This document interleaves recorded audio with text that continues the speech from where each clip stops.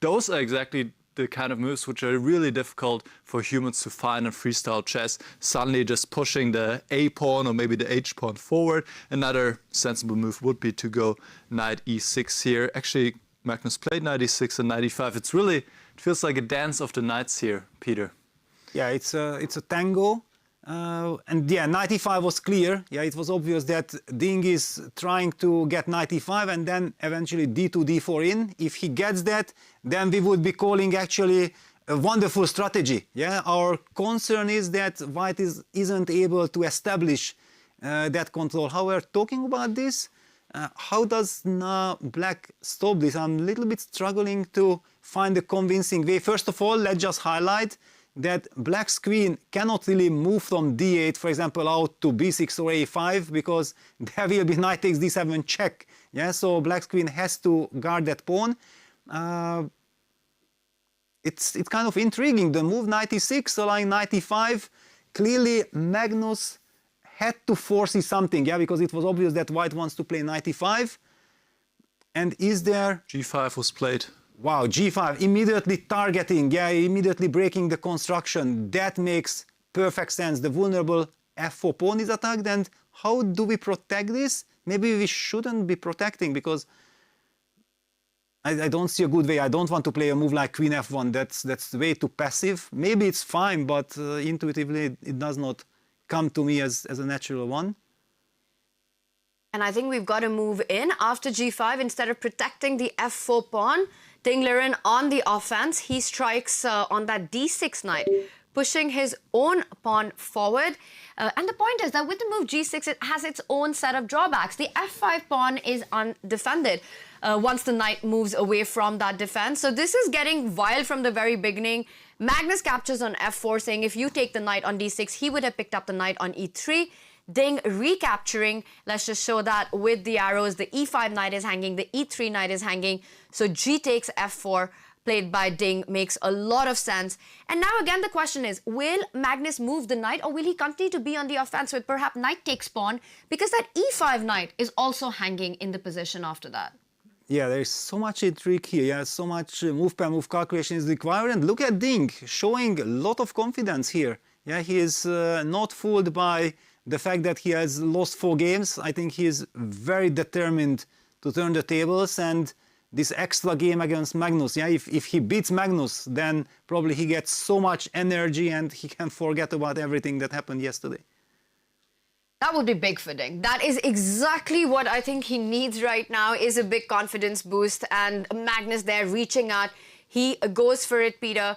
We've got a move on the board. He decides to play knight takes pawn, the bishop is hanging, and immediately Ding going for d4, defending that e5 knight and restoring the pressure on the d6 knight. And the point is that this knight needs to stay connected to the f5 pawn. You go forward with your knight, White can start grabbing. Look at the tension in the center with the knights. It's a crazy position, Niklas. Yeah, this has really exploded in just a few moves, with Ding sacrificing the pawn here on f4 and entering into these complications. And it's quite fascinating. Now, after d4, stabilizing this knight on e5, this knight on d6 is still hanging, so Black has to do something about it. And where does this knight go? If you place it on e4, then after knight takes f5, regaining the pawn, all the knights are beautifully placed here in this square. But again, the knight is hanging on e4, so you already have to take care of it. Maybe you could go d5 here. So this is certainly one move that Magnus is pondering, knight e4. Another move would be to play knight f7, which looks quite logical to me, to trade off this active knight on e5. So for example, now knight takes f7, bishop takes f7.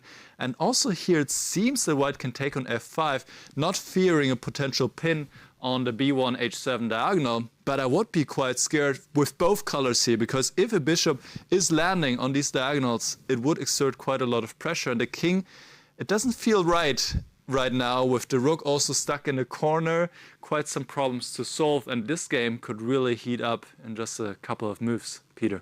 Yes, I also feel like we have to give credit for Ding Liren, yeah, that we did notice. We were very critical him going knight d3, and we immediately mentioned that, yeah, yesterday against Gukesh he did the bad move, or unlucky move knight d6, and he sticks to it. Yeah, it means that he felt that, okay, I have a bad memory with this move, but maybe in this concrete position it's a very viable idea. He's going all in with his pawns. Yeah, just look at this c4, d4, c5, opening things up.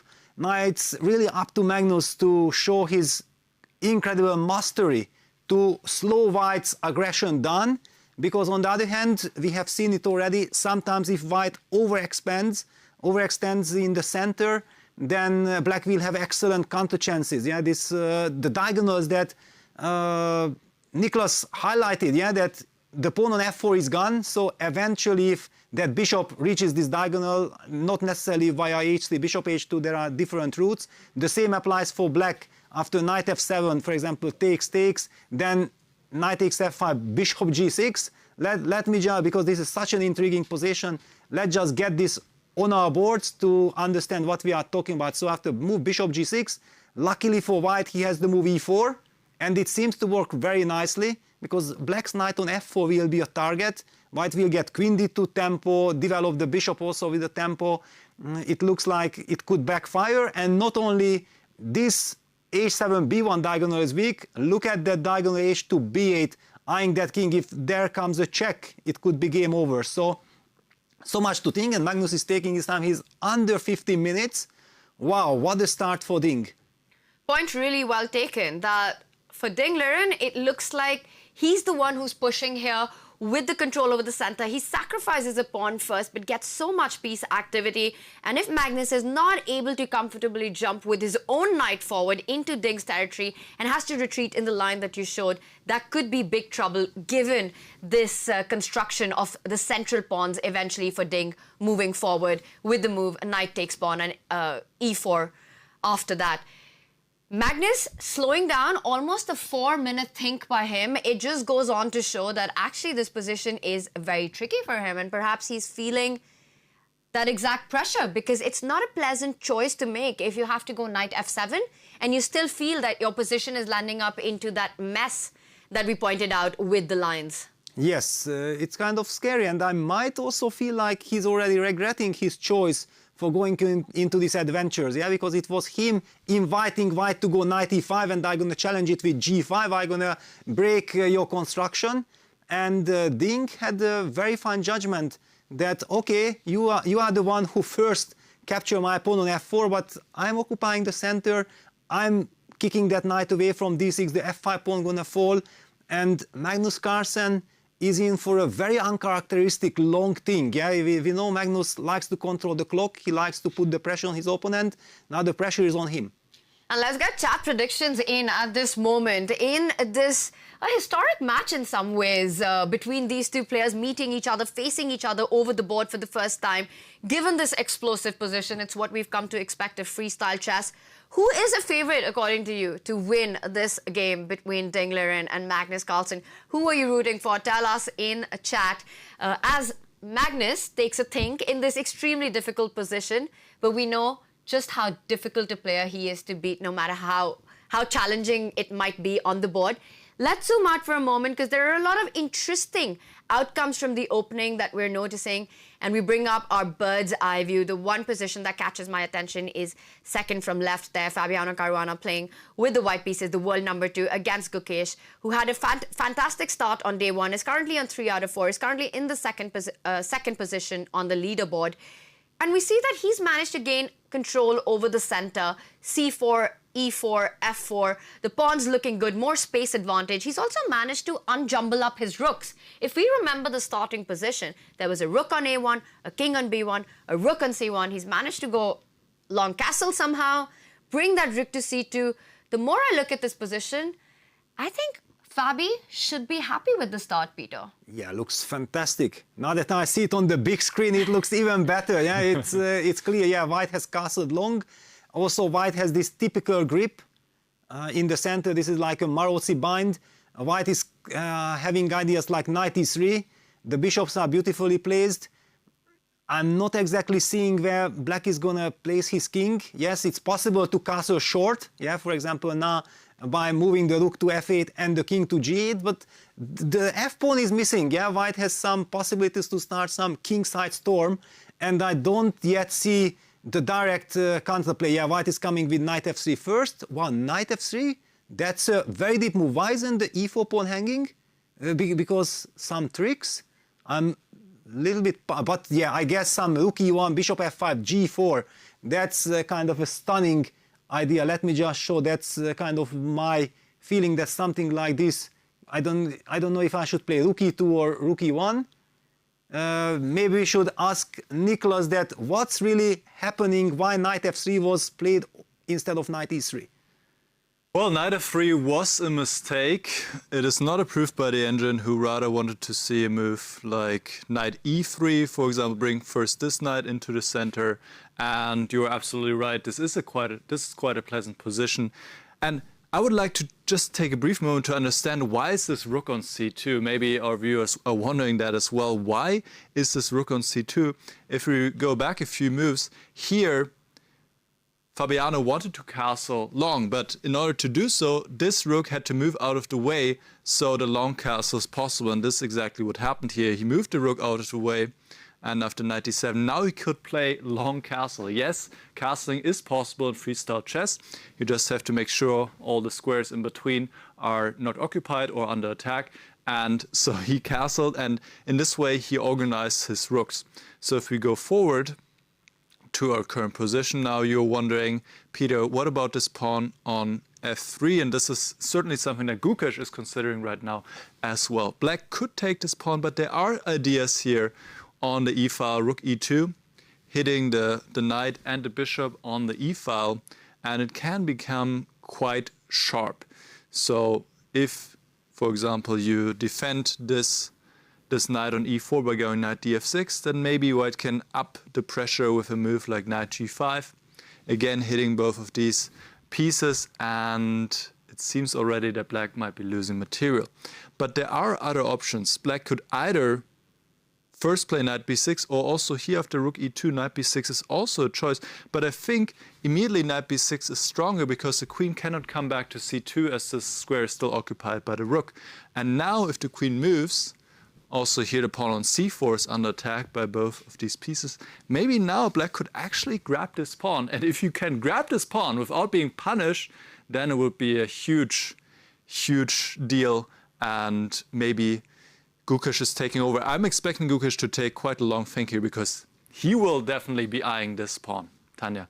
We have a move, Nicholas. He did take a pause. He was considering the dangers around grabbing that free central pawn that eventually doesn't work in his favor. And he goes for the long way across. He goes for the long way to the short side castling, getting his king to safety, away from the queen side.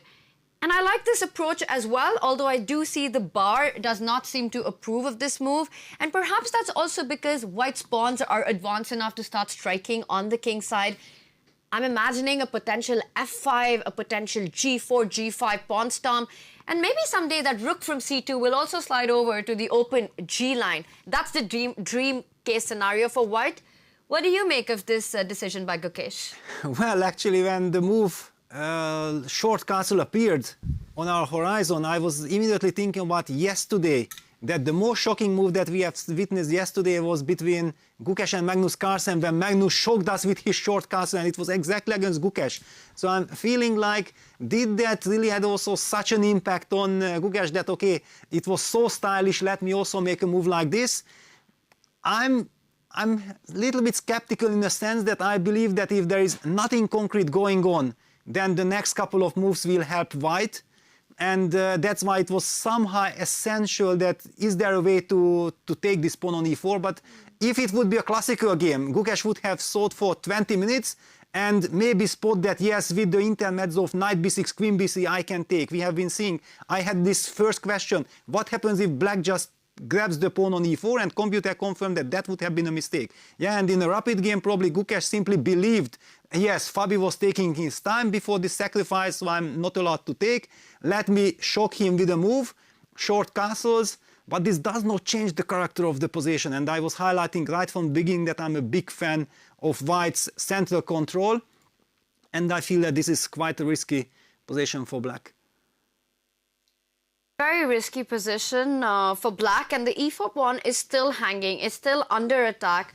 And I'm just trying to think what Fabi has in mind right now, because it does look like you should be able to strike as white on the king side. I'm looking at ideas like jumping in with the knight, attacking the bishop, but that would allow the bishop to go to g4 with a tempo. Peter, if you were black in this position, if you were Fabi in this position, you were playing with white, your opponent's just gone shot castle. What are the moves that you're considering here? Well, knight g5 is clearly the first candidate, yeah, just to make sure that if knight g5 is good, then everything is perfect. But you already mentioned that, yeah, knight g5 will be met by bishop g4. And if we don't have a very clever move there... and it's on the board. Yeah, on the board, yeah. Knight g5, bishop g4, and now it's the big question. How do we handle this? Because also after bishop takes d1, there will be some knight e6 ideas. Maybe we can also just move that rook from d1 to e1. Then we also have against h6, h3. Yeah, for example, h6, h3, h take g5, h take g4. I feel like if we get the light squared bishops and we are opening up some more files on black's king, that could be a good trade. Though those would be my very first thoughts. And we are getting this exact position. So rook e1 was indeed on the board, as I see, and h6 was played. Instead of going for a counter offense with the move that you were pointing out, h3, Fabi decides to simply come back with that knight to f3. But I just feel he's provoked this move h6, and now long term there are weaknesses on Gukesh's king side which can become target. Also notice how this little rook lift that had happened a while back, it gives white the ability to eventually transfer the rook on the g2 file. I'm already looking at your idea, even if it comes at the cost of the pawn. Well, but also now my idea would be knight e3, yeah, because I'm hitting the bishop with a tempo, yeah. Right from the start, I wanted to start everything instead of knight f3 with knight e3. If that happens, I don't really see how black is reacting. So now it's all about perfect timing for black. Yeah, black needs some very special solution, because if he's not coming up with something, he will get into a lot of trouble. All right, so we can conclude this position that Gukesh needs to be careful. He has to be on the defense, and it's clear white's coming on with the pieces, with the pawn storm on the king side. There are already targets that you're looking at. It's perhaps going to be all about how quickly the queen can also join the attack eventually. But Fabi, for now, looking good in this one. Nicholas, we've had a lot of moves on the other board. What catches your attention? I would love to go back to our game of the round of the reigning world champion Ding Liren against Magnus Carlsen, because this has become quite sharp, and Magnus had to figure out how to deal with the threat against the knight. So we last saw the position here after d4. Ding had sacrificed the pawn momentarily, and this knight is under attack. So let's see how Magnus responded. He brought the knight back. This is a line that we were considering, knight takes f5. Actually, we had this on the board, bishop g6, e4, and here Peter was quite happy with the white chances, controlling the center, bringing the bishop into play, hitting the knight on f4, which is a bit loose. So what did Carlsen play? d5. He immediately tries to undermine the knight on f5. Now, en passant was played, c takes d6 en passant. That's also possible in freestyle chess, of course. E takes d6. And in this position, it seems that Ding did not play the best choice, bishop f2. Instead, he should have brought the rook in with the rook swing, a4, and then opening up the third rank for the rook. Difficult move to play, but you have to involve all your pieces. This is very, very important in chess. You have to activate and develop all your pieces, and the rook is definitely a piece that is not in the game at all so far. Instead, he played bishop f2, probably to bring this bishop on this diagonal, and Magnus played the best move in the position, queen f8, to hit the knight on f5 one more time, also maybe to open up the rook. And it seems that now Ding is under pressure here, because, okay, he goes queen g4, he defends the knight on f5 once more, and he attacks the knight on f4.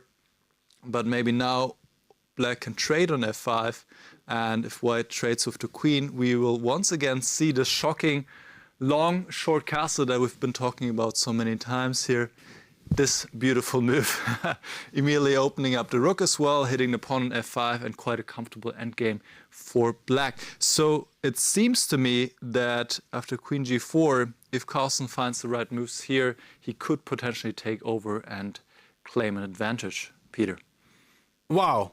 It's just shocking, yeah, that how quickly things are turning. Yeah, just a couple of moves ago, before we were pondering that, yeah, probably Magnus has to go knight f7, but it looks quite promising for white. Just kind of few moves, 3-4 moves had been played, very natural moves had been played, and all of a sudden we are already talking about black potentially taking over. Yeah, it just goes on to show that how complex this is, and why we also feel like playing then the classical part will be so intriguing, because the players need time to get all the essence. Yeah, we are by no means trying to criticize any player when we are talking about engine lines and everything. Yeah, Nicholas is highlighting that, yeah, what are the options, just to show how rich the position is. And the computer is, of course, extremely strong in Fischer Random in freestyle chess. But when we will get to the classical portion, then the players will really have that time in the critical moments to think 20-30 minutes, because sometimes this one decision actually dictates the whole course of the remaining of the game. Yeah, and let's bring up Magnus and Ding Liren on our screens as we are discussing and diving deep into the position. Of course, we will keep an eye out on the Fabi Gukesh board as well. And while we bring our camera on point and up to date with the action, and there we've got the world number one, and he's just made his move, so just in time we are seeing the trades on f5 happen. And after taking on f5 with the pawn, bishop to g3 is still a threat on the board. And there we see, and there we go, the famous castles, the famous castles on the board. And we have also seen Magnus very determined, moving his king to g8, making that long, which is actually a short castle. I believe it should also give him immense pleasure, yeah, because these are not the type of moves that you can make too often. It's not a standard chess move to pick up your king from one side of the board and to put it on the other side of the board and then drag the rook next to it. Freestyle chess, it's a lot of fun. And let's have that move on our analysis board as well, Peter. We see our live board on the bottom right there. Short castle has been played. And the whole point is that you kind of just free up your rook on 8 and walk out of any bishop g3, bishop to d6 ideas. It's so funny. I'm trying to make the move and computer does not let me. Can you try it, Tanya? We will Maybe try you can go to get that. Maybe Nicholas? You can go to game and then to there, yeah, and now. Oh, it Suddenly, wasn't updated We're yet here. trying to update it on our... All right, I have it, so I can bring it it was up. such a shocking There we move have that it. even the computer is not able to handle it, yeah?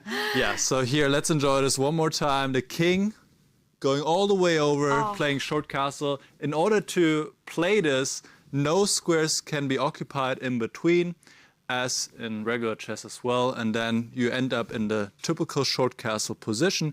Here the advantage is that you immediately hit this pawn on f5, and also you're ready to bring this rook into action while the white pieces are not coordinated yet. Ding responded by going bishop e4, defending the pawn. Now d5 was played to attack the bishop. The bishop has to drop back to c2, and black should really use his time now to create more pressure and take the initiative while white is still stuck with the king. So Carlsen goes pretty quickly knight h3 to attack the bishop on f2, and this makes a lot of sense because this bishop is defending the pawn on d4, and if he goes to e3 he can be hit once again by the rook. So it seems that white is going to lose a pawn here one way or another, and the main problem is just these pieces being stuck. The rooks are not in the game yet, and Carlsen's taking over. The only thing that is good for Ding right now is his 10-minute time advantage, but in the end you'd rather take a good position than have more time on the clock. And I would like to add one more thing. Why knight h3 is so important? Because white is stuck. White would love to play rook g1 check in order to free the possibility of going long castle. Then the king from b1 would move to c1, the rook from a1 would move to rook to d1 and would resemble a normal classical position. But with knight h3, Magnus makes sure that no, my friend, I'm not going to give you this chance, and then white is in a very awkward spot. Nicholas, I just want to see an action replay of Magnus's long castle. We saw the king drag all the way, and if we can just show that moment one more time. Just the long journey of the king, and it happened right here. All right, let's do it. Yeah, this is just such a... I think we missed it on the camera, Nicholas. You might have to do it one more time for us. I'll do it one more time. It's just... It must be a very, very nice move for Magnus to play. Also so surprising and so easy to forget about this move that the king can swing all the way over and immediately you have the rook in the game, you have this rook able to come in, whereas white is still stuck with his rooks on a1 and c1 not really doing anything. So Ding under pressure here, the position is still defendable. He's worse, but it's still defendable, but he needs to dig in right now and maybe also use his time advantage to pose the most problems to avoid, let's not forget, to avoid losing a 5th game in a row, which would be really, really tough, of course, for him as the reigning world champion. Back to you guys. Yeah, thanks, Nicholas. Well, I was keeping an eye on Ding, and he is in state of shock. And look at this, rook f1 had been played, clearly not approved by the engine. We see the evaluation bar dropping, but you don't have to be an engine. This is a panicky move. He just loses a pawn. Yes, he loses a pawn, but knight h3 had such an effect, this castle's knight h3 had such an effect that humanly I have seen him on the video. It was clear that he believes that he's lost, yeah? We're just seeing Ding collapse in this position. After Queen G4 happened and Magnus's sequence of moves since then playing precisely, and now he picks up a pawn, you do the count, it's an extra pawn for black, but it's not just about that. It's 2 connected passed pawns on the queen side, which will eventually start rolling down the board. You don't need to rush with it. You don't need to create weaknesses. Many of us might feel, play c5, get those pawns going, but do you really want to make a d5 target for your opponent? So I won't be surprised if Magnus just plays this slowly, steadily, bring that rook into the game, fall back with your bishop, and only when the time is right, you start pushing your central pawns. Wow, he even plays this nice stylish rook g8 because he will have the intermezzo bishop e3 check, yeah? So he basically invites, please take on g8. I'm gonna give the bishop e3 check, and after king b1, rook take g8. Yeah, Ding can't afford to give up the g file. He moves the rook to e2. But the problem is not only that white is pawn down and that black has this lovely construction, this b7, c6, d5, the white bishop on c2, and this pawn on f5, this is a horrible construction. Look at that lovely dark squared bishop for black on f6, sitting perfectly, making sure that white's bishop is not having any chance of attacking anything in this position. And even, of course, black does not need to trade all rooks, but even if the rooks were traded, this position has the potential of simply be winning for black.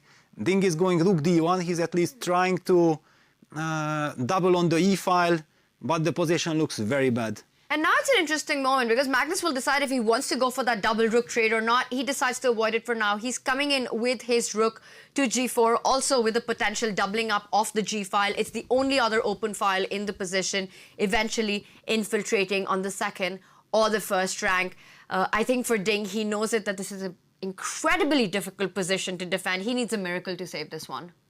And look at this, yeah, Magnus is now speeding up.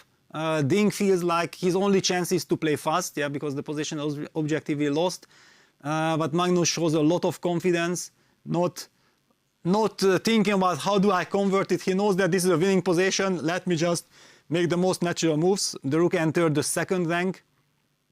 How is Ding handling the situation? He's trying to trade off a pair of rooks. Yes, but at the same time, this means that the rook from e6, even after trade, would need to retreat, which would give back all the activity Magnus takes. And now he can capture the g file, or does he go for a rook trade? He captures the g file. He wants to start putting pressure on white's pawns. That bishop on c2, Ding's bishop, there are no targets. The pawn on f5 is coming in its own ways.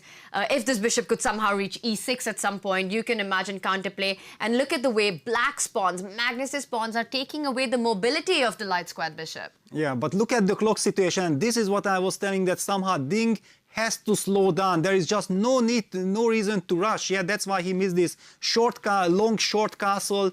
He has 50 minutes, he has 60 minutes, but the position is lost. Yeah, you can't show your skills here. You have to make sure that you have all these kind of tricky moves which changing the character of the position, like these castles, which is so vital in this freestyle chess, under control. And you can only do that by investing enough time. He needs to calm his nerves down and slow down and and take it much slower. Because those 15.5 minutes on the clock will not help you in this endgame. It will not help you in this position. Magnus now rerouting his bishop. And I think that's really great technique from the Magnus touch endgame that he's showing. He doesn't go forward with his pawns just yet. He wants his pieces on the most ideal position. What Ding is really hoping for is to start pushing this pawn at some moment so that the bishop can come into play. Right now, the rook is under attack. Yeah, basically bishop c5 almost forces resignation because it hits the rook. The rook has to stay on the second rank in order to protect the h2 pawn, but then Magnus is gonna go bishop d6, and there is no more f6 trick or whatever, and the h2 pawn will fall, and then black will even, yeah, there is the handshake. Ding has had enough. And that is the 5th loss in a row for the world champion Ding Liren in the freestyle chess. It has been a heartbreaking start for him. Magnus picking up momentum. Meanwhile, he started slow on day 1, but with a win against Levon and now a win against Ding, Magnus is back. Yeah, and look at his body language. Yeah, he immediately is a completely different Magnus. Yeah, he's the Magnus that we know, and it only took him 1 game to win yesterday, and he's in top shape. Well, the world number 1 looking in top shape. Let's move over to the world number 2, Fabiano Caruana, who did have, when we saw it last, Nicholas, he did have a good advantage. We thought he should be very pleased with the opening outcome. Is he still putting the pressure on? He is definitely still putting the pressure on Tanya, and his position is getting better by the minute. So we last left it around here, and in this moment, well, around here, and we already were talking about the weaknesses around the black king because g6, h6 has been played, the f-pawn is missing, so there is a lack of protection for the black king. So the knight is coming forward, hitting the bishop on g4, the bishop is drops back to e6 and knight d5, such a pleasing move to play, hitting the queen on c7. You don't really want to allow this knight on d5, but you don't want to take it either. So this is a really tough spot to be in. Gukesh moved the queen to a5, and now this is, I believe, the current position. That's right.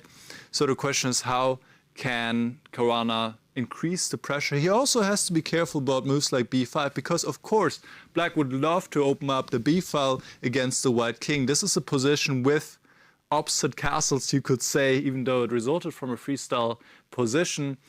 We see the king here on the queen side, the other king on the king side, and both sides try to attack the opponent's king. So one question, of course, is what about this pawn on e7?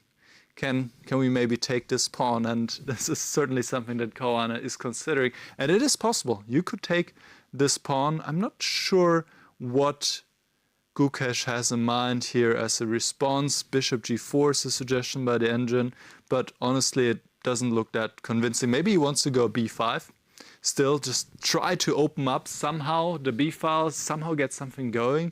But honestly, it doesn't look like anything is going to happen there. So knight takes e7 is a good move. There are other moves also available. It's just luxury of the Caruana has a lot of choices here, so he has to figure out which one he the most likes. What do you think, Peter? Will he take this pawn? Well, looking very promising. The reason why I like to take the pawn, not just because of taking the pawn, but I also see some knight takes g6 ideas then, and king takes g6, f5 check. Yeah, that's kind of my, for example, knight takes e7, b5 would be the human way of trying to create complications, and then, for example, knight takes g6. Boom. Boom, yeah, king takes g6, f5 check, seems to just win on the spot. Seeing this, then already knight takes e7 is all the more attractive. The move you mentioned, bishop g4, I did not have it on my radar at all. It's typical computer move. But knowing that knight takes g6 is a big threat, then already bishop g4 makes sense because we are also threatening bishop takes f3 and the rook on e1 is hanging. Yeah, this is kind of one thing White needs to pay attention to. But I don't really believe that we take a pawn and then we worry about a tempo losing move like bishop g4. All right, so critical moment here for Fabi. Does he go? Does he get greedy? Knight takes e7. It looks like a very direct line, right? Especially when you spot this idea of knight takes g6, that other pawn that you were pointing out on the king side. Because it's definitely I think it's about b5. This is from a human perspective the move that black really wants to make. And from Gukesh, He just wants to create a chaos. He knows he can't just sit passively. If black does nothing in this position, white will at some point, even if it's not about the e7 pawn, white will at some point get a stunning e5 push, which will open up the e line. So for Gukesh, he can't sit passively. He needs to change the dynamics of this position. And the players are in a long thing. Fabi needs to make a decision really fast because he's gone down under the 5-minute mark. And the position's just starting to heat up for the players. Yeah, it's move 16 right now. Yeah, he's thinking about his 17th move. Under 5 minutes, I'm feeling like he's already spending 3, 4, maybe even more minutes on it. That shows that there is something that he dislikes after knight takes e7. Yeah, we don't know exactly. If you see knight takes e7 and you want to play it, I feel that Fabi would have done it a minute or two back. The more time he thinks, the more I feel that he doesn't want to go into this complication with the knight takes pawn.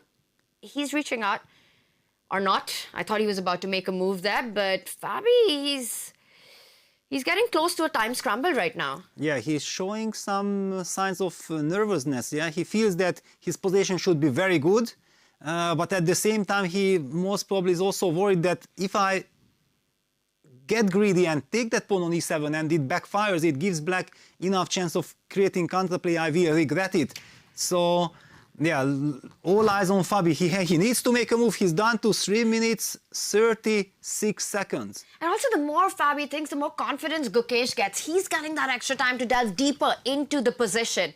And to my mind, I'm just thinking, what does Fabi want here? If it's not to go for the e7 pawn, if he doesn't want to get greedy, what are the ideas that would come to one's mind? One thing that I would really want to achieve in this position is a timely e5 break. Could Fabi perhaps be considering improving the position of his pieces and then striking in the center with e5? Yeah, but it also gives black the chance of going b5, yeah, creating some counterplay when, or again, e5 won't be really possible because then b takes c4 will be an issue and the knight on d5 will be hanging. But it's all about Fabi. He's under 3 minutes now. We have seen him on camera full focus that he's nervous. He just doesn't understand. Why can't I find the right way here? Make a move, Fabi. Does it surprise you how long Fabi's taking here, Niklas? It is surprising because nothing seems to be obviously wrong with knight takes e7. Of course, we have the help of the engine, which is telling us knight takes e7 with the idea knight takes g6 is perfectly fine for Fabi. I think we get a move. We have a move? We got a move, yeah. Fabi actually played. He played the neutral bishop e3. That was also one of the choices by the engine, but well, it's less direct. Improving the bishop may bring the bishop to d2 first of all, and then, yeah, I don't have it. Let me pull up the board real quick. I was looking at the game by Vincent because there's a critical moment as well, but there's so much action it's difficult to get to everything. So bishop d2, b5 instantly played by Gukesh. Now bishop d2, and the queen drops back to d8. And this is also looking good still. Just Fabi has to make moves quickly since with so little time in such a complicated position, things can go wrong pretty quickly. Now f5 might be a strong move to finally open up the position, even though I'm not completely sure what is the idea if black just takes. Well, we see the pressure on e7, that is the point. If the bishop now takes this pawn, then white can take on e7. And once again, you don't really want to take here because now the position is closed and black is definitely going to miss this light squared bishop. But let's go back to the current position of the queen d8. And 2 minutes for Fabi, 2 minutes against 6. This could be a huge time scramble, Tanya. And I think that's the one thing that's working in Gukesh's favor right now. He's counting on that clock to put pressure on Fabi, hoping that Fabi goes wrong or isn't able to find the accurate way forward in a position that could get really messy. Because let's point out, if the attack for white doesn't work, black is coming. Gukesh is coming for the white king on the queen side.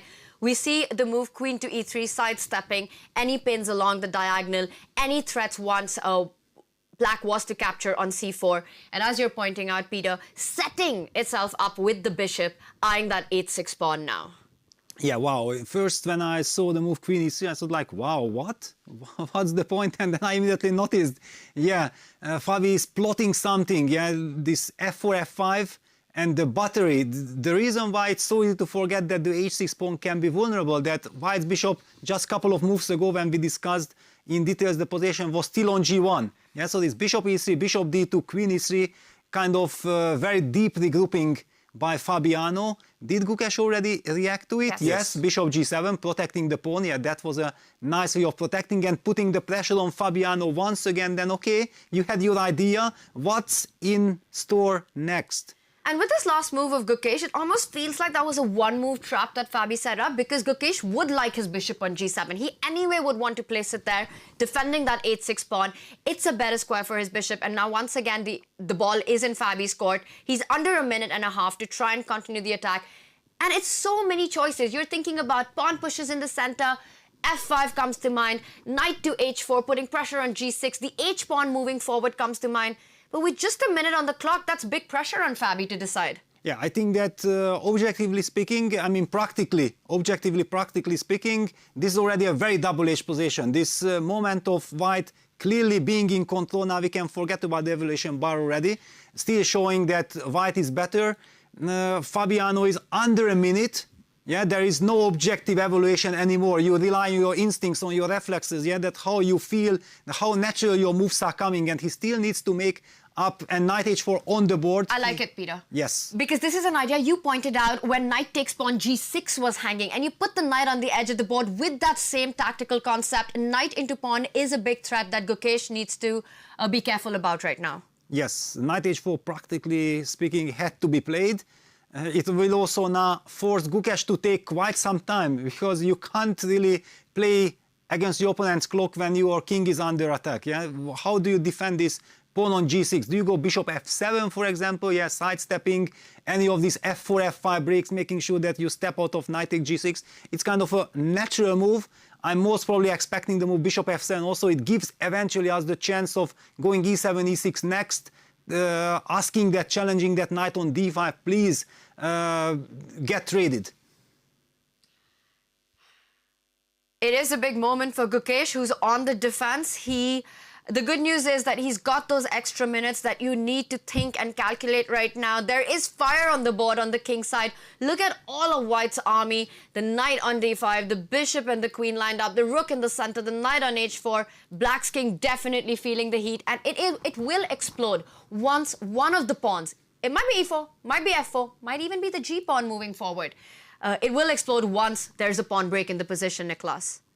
Yeah, absolutely. And I'm really, really worried for Fabiano here, because it is such a complicated, such a double-edged position. And you have 50 seconds on the clock. Yes, he is getting 10 seconds with every move, but the time situation can really, really make a difference. And I think, even though objectively Fabiano is better, practically, probably G.O.A.T has the better chance already. And I would expect him to go bishop f7 fairly soon, because it makes so much sense. You stop this threat. As Peter said, you introduce ideas with e6 to kick this knight away. And already here, White has to go for it with e5 or f5 now, or his advantage is completely gone. And we will see in a moment if indeed G.O.A.T is going for this move bishop f7. And no, he took on he took something. He took something. He took on c4. Wow, really asking for it. He is asking for it, and immediately knight takes f6 the reply. And now the pawn should take back, because otherwise e5 will come with a huge effect. If one of the pieces take back, e5 will be very strong, opening up the bishop also against the rook. So e takes f6 should happen. And now this move knight takes g6. This was the whole idea behind knight h4 by Fabiano. No, knight takes g6 should be very strong. But let's stay with the game. And back to you. Yeah, we're getting the moves in. He decided to take with the knight, and the tactical motive that you pointed out is on the board, opening up that bishop on h1. And it looks like G.O.A.T is about to lose material here. Well, I'm not really worried about the a8 rook. I'm worried about the position falling apart. That's the biggest problem. Yeah, d takes e5 played, and now Fabiano, did he make a move? He's about to make a move. Yes. Okay, he takes the rook, because it also forces Black's queen away. Queen takes 8, so queen takes e5 will be played, yes, on the board. And bishop f7. Okay, still some compensation, but objectively speaking, This is looking very bad. White can also put the bishop on c3, total cemento. That's the move that changes everything, because otherwise, if that bishop from g8 comes to life, it's a whole different story. But with bishop c3 coming, White seems to be in total control. I'd also be really worried about a move like f5 eventually landing on the board and that white knight jumping onto g6, even if it comes at the cost of a pawn. Right now, you need to watch out for any diagonal threats that you're pointing out. Bishop c3, I think it has been played, Peter, so making sure that the black knight remains connected to this bishop, or there might be a bishop trade, which of course favors white because the king would start feeling even more unsafe. Yeah, and look at the clock situation. Fabi was down to 40 seconds. Now things escalated. He could make a couple of moves automatically, and he's already back to 120. The position has stabilized.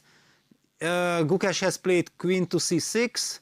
Yeah, trying to activate the queen. It makes sense, but unfortunately this long diagonal issue, that's gonna hunt Gukesh. Also his pawn structure, yeah, the c5, c4 pawn structure is not going anywhere.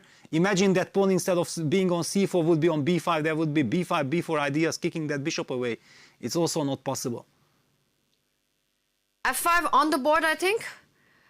Striking, he gets the bishop, he gets the pawn going, and black would love to make the move g5, but invites the white knight to jump in. And this is the idea that we were talking about earlier. Even if it comes at the cost of a pawn, the light squared weaknesses, the e7 pawn, eventually at some point being such a huge weakness that will fall. The h pawn moving forward, h4 coming in, and the ideas that I'm pointing out are all after you do take, bring your king out. It looks like a king that won't survive for too long. You've got ideas of h4. Watch out for e7 at the right moment falling down. A check along the light squares around f5. It will be a very difficult position for black. But if not, I don't see how you can allow that knight on g6 to remain alive. No, it's just a lost position. It's basically a hopeless position, not just lost, because sometimes it's lost, but you feel that, okay, you have some tricks available. Let's just yeah, Gukesh is moving the rook to 8, correct. You can't be giving up the light square bishop. Fabi captures the e7 pawn. Finally, that knight takes e7 is on the board, but captured with a different knight. Yeah, queen b7 played. Still the same issues. This pin is simply killing black. There are no tricks. The knight can only go to h5, but that's not the desired square, and there is no pressure on the e7 knight. Fabiano is very, very nicely controlling the situation. No tricks, no chances for Gukesh here. It's impossible for Gukesh to put pressure on that knight on e7 with the dynamics of the white bishop and queen. And Fabi just keeps bringing more firepower, more horsepower into the attack. The rook joins up now. Look at the traffic jam on the e-file, and it all seems to work out. The only cars moving here are Fabi's. Yes, absolutely. Also, whenever that knight moves to h5, then white can immediately push f6, opening up the black's king. Bishop takes f6 will be met then by a queen f5 check, and everything is opening up, falling apart. No moves to be suggested. Evaluation bar is also screaming, but here even our kind of instincts are more than enough. We don't even need the computer anymore. And Peter, you mentioned this at the start of the stream that, you know, it might be the day of the kings over the jacks today. And this position, but not just the outcome, the way Fabi played from the start, it just felt like Gukesh never managed to create the kind of position and development you want with the black pieces, given the starting position. I think that when we are talking about freestyle chess, Fischer random chess, then the opening phase is extremely important, yeah, because the players are so strong. Whoever gets the grip, whoever gets the control over the opponent is a heavy favorite. And yesterday the jacks absolutely shocked the kings. It's clear that the kings are adjusting. Yeah, bishop h5 is played, but this is all desperation. Also now already Gukesh is under a minute. He is not only having a losing position, but also a big issue with his clock. Huge issues with the clock, huge issues on the board as well. Now Fabi coming in through the d-file while Gukesh steps back, at least defending the bishop. Fabi looks like he's calculated it through. He leans in to make his next move. I wanted to play rook to d6, but I think the point is that the bishop on h8 allows the knight to jump forward. Well, but look at Fabi's body language. It signals to me also that he wants to go rook d6. Yeah, he thinks like, why can't I go it and finish the game on the board? And knight goes forward, and I think the queen can also jump into the attack. Do you see a finish here? Is there a knockout blow, Nicholas, in this position? Well, I don't think you need to do anything crazy. I would say, why not play Queen e6? Is there anything wrong with that? Well, there's something wrong with it, yes. The engine tells me immediately. Oh no, Queen e6, so what is wrong with Queen e6? So is there some last trick? Bishop takes c3. Bishop takes c3, pawn takes, and what happens now? Rook b8, that's crazy, isn't it? You feel like you have so many attackers close to the black king, suddenly you don't have a check, black is attacking and you're losing the game. All right, so you have to be careful until the end, and so this might be a last critical moment for Caruana. Has he played a move yet? He should? Yeah, he played Queen e4. Queen e4, yeah, that is a very safe, very safe choice. Trading queens, there's a threat of f6. And that should be it, because if you go into his endgame, you're just in exchange, a full exchange down, plus you have the worst position. So Queen e4, a good safe move, and avoided any last tricks. Yeah, but what a last trick by G.O.A.T. Yeah, we talked about being a completely hopeless position. He still pulled out Bishop h8, Bishop h5, Knight g4, inviting Queen e6. But of course, Fabi did not give him this favor, and now we are talking about an endgame with exchange up. Still little murky, but objectively it's completely winning. He said it, that the young jacks are very tricky, and you're absolutely right. That incredible line that Nicholas just pointed out, where it's G.O.A.T. who's coming for White's king, completely unexpected. No checks on the board, but Fabi navigated the calculations correctly. He continues to do that, and look at that classy moves. He leaves the rook on e6 hanging. He knows that it's not about being exchange up, but about just converting this position. Look at black's pawn structure, and I think after bishop takes rook, you could capture with the pawn simply, but there's also ideas of knight f6, forking the rook and the king. So just tactics and tactics. It is resigns by G.O.A.T. Fabi takes the point in quite a dominating game with the white pieces. Yeah, a very important win for Fabiano. And it's nice from G.O.A.T. You look at this, he designed what he's not running away discussing the game. But we get a chance now to also look at the two other games, which definitely had been a fascinating battle, but we didn't have time. Where do we jump? Let's take it over to another game where the king looks like it's absolutely without any shield in the position. A set of major pieces being traded off here. Levon versus Firouzja. This was fireworks from the start. Levon picking up the pawn. It's equal material. But black's king feels very unsafe. Yeah, it's unsafe. On the other hand, thanks to queen on f5, rook on a2 has quite a lot of activity. Levon making the correct decision of breaking the construction d4, d5, making sure that his rook from d1 automatically is activated by the opening up the d file. Yes, and it's really true that how the rook on e2 and the queen on f5, they take away some key files, they take away some key positions for white's rook to attack the king. So Levon finds the way to get the king, to get the rook into the attack. We are seeing some trades happen, both players playing under a minute. Niklas, what do you make of this position? Is Alireza's king, can that be a target here? I think in practical terms, if you have such an open king, and so little time, this is just so difficult to play with seconds on the clock. If anybody can do it, it is probably Firouzja, but practically Aronia must be the favorite here to win this position against this king. However, now the rooks are getting traded. This is, of course, big positive news for black, because without the rooks, the king feels much safer. So I think rook takes d5 was not the best way forward, and with the rooks off the board, I would expect a draw here. Peter. Yes, on the other hand, the a4 pawn and the d7 pawns are both hanging after the rook trade, rook d1, queen d1. My first instinct was also, okay, wow, it's great news, but knowing Levon, he is always very smart. He has some ideas, and look B5 at this. Looks strong. B5, nice. Yeah, takes, b5. These are the moves that are so easy to miss, and Alireza, with 30 seconds on the clock, is clearly super sharp, finding that move. And thanks to this move, he should survive. But Queen e2, Queen e2 is there. Queen e2, exactly. Yeah, putting the pressure. He doesn't find it. Wow. It was a tricky move, and maybe we can just show that idea really quickly. Queen e2, if you take the pawn, then the queen comes in with a check and picks up the pawn. Instead, Levon keeping more pawns on the board, pushes the pawn. It can be picked up, but at the cost of the d7 pawn falling. It looks like it's closer to a draw now. Then it's a draw. By the way, we have seen the game between Abdusattorov and Vincent Kayem has just ended.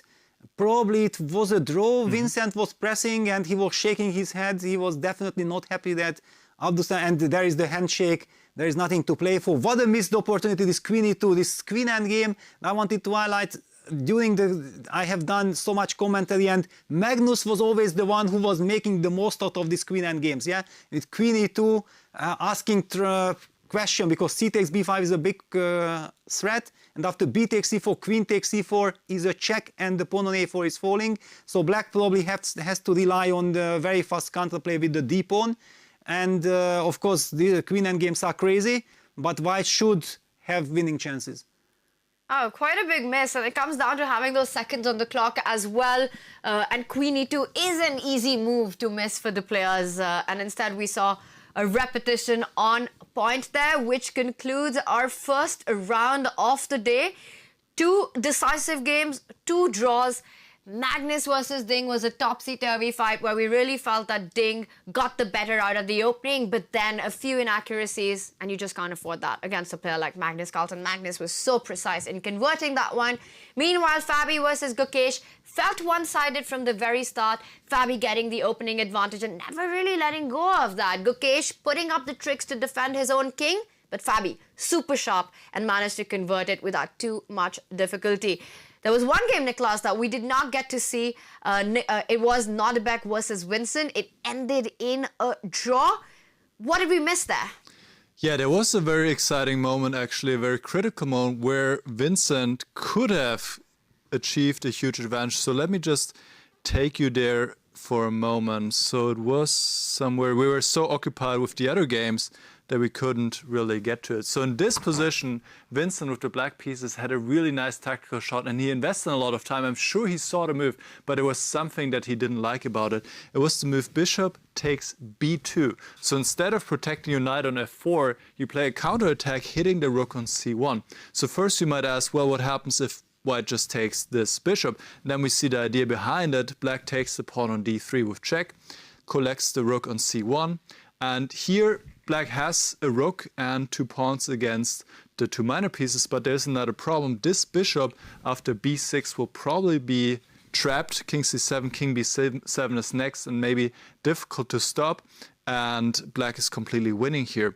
So if you don't take the bishop on b2, well, what else are you going to do? If you take on f4, I take the rook and then take the bishop. And I'm guessing maybe rook e1 was the move that Vincent was not sure about, I could imagine, because you have a lot of hanging pieces. But here also there are solutions. Black can take on e1 and, for example, now play the move bishop c3, counterattack against the knight on e1, and black should definitely be better here, being a pawn up. So this seems to have been a critical moment. Also in the game, Vincent had some advantage, but he couldn't convert it, not a big hold. So that means Vincent stays on top with 4 out of 5, and Nordebek is right behind him on 3.5 out of 5. The youngsters playing a really high-quality game. In the end, no winner. A draw was agreed. Tanya. That one ended peacefully, but a big fight, just as we expect from the youngsters playing here, and the kind of chess that we've been seeing in freestyle. We've got 2 big rapid games coming up to decide the seedings for the knockout phase, the classical time control knockout phase, and these were our score lines of round 5 of the round robin. Magnus Carlsen taking down Ding Liren, Fabiano Caruana getting the job done against G.O.A.T, Nordebek, Vincent ended peacefully, as did Levon Alireza after a topsy-turvy battle. Let's bring up our standings going into round 6. Vincent at the top of the table. He is in sole lead with 4 points. Nordebek right behind, hot on heels at 3.5. Then we've got a bunch of players, G.O.A.T, Fabi, Magnus, all at 3, Alireza 2.5. Levon Aronian currently with 1 point, and Ding Liren yet to get started on the leaderboard. The finish of the round robin will determine the pairings going into the classical knockout stage. The player who finishes at the top spot, the player who finishes first, will play against the number 8, the number 2 plays number 7, and so on. The action continues. We will be back with round 6 in just a few. Get your refreshments, get your tea, get your coffee, and we'll be back with all the freestyle action in just a few.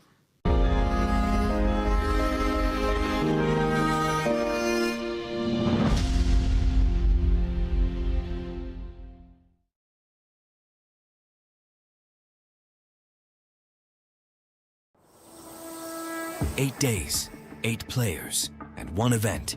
With the Freestyle Chess Greatest of All Times Challenge, we're entering a new era of chess.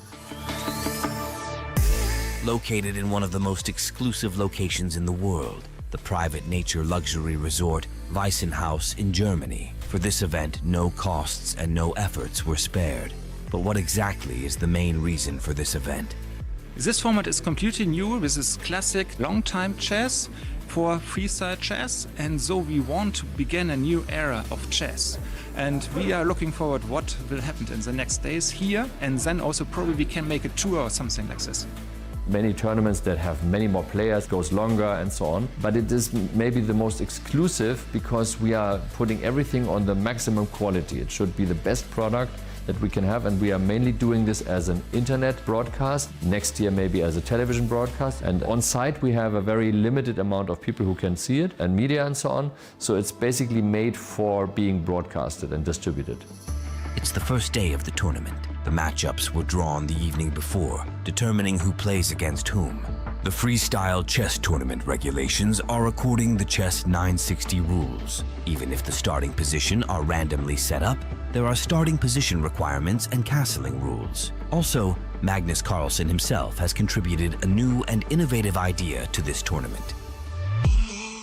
It really happened today. The idea we had 2 days ago with Magnus at the dinner, let's have a group of the white and the black players discuss, and then they even developed it further because we said, yeah, they shouldn't touch the pieces, but then the 3 white players, they were around the board and they moved the pieces and so on. It was so exciting. First time that you can see into the heads of a player before a game starts. Afterwards you can analyze, but before a game starts, what is he thinking? Because he shares these thoughts with his other colleagues who he doesn't play against right now, but they have the same color, and I think this is a spectacular thing that we have discovered today. Compared to normal chess tournaments, players tend to make mistakes in an early stage of the freestyle chess games. Even for the greatest grandmasters, this tournament is challenging. However, Vincent Kiemer, Gukesh Domaraju, and Nodirbek Abdusatoro end the first day of the tournament with great success. This is a unique tournament, with a different format and different time control. In normal classical tournaments, players didn't talk with each other, before the game, so it's kind of unique. We analyze together, with some players, and I can imagine players, talking to each other, like in a classical game, preparing before the game. So that's kind of that's what I like. A great start into a great event. The first day is over now, but 7 exciting days of a new chess era are following. Stay tuned.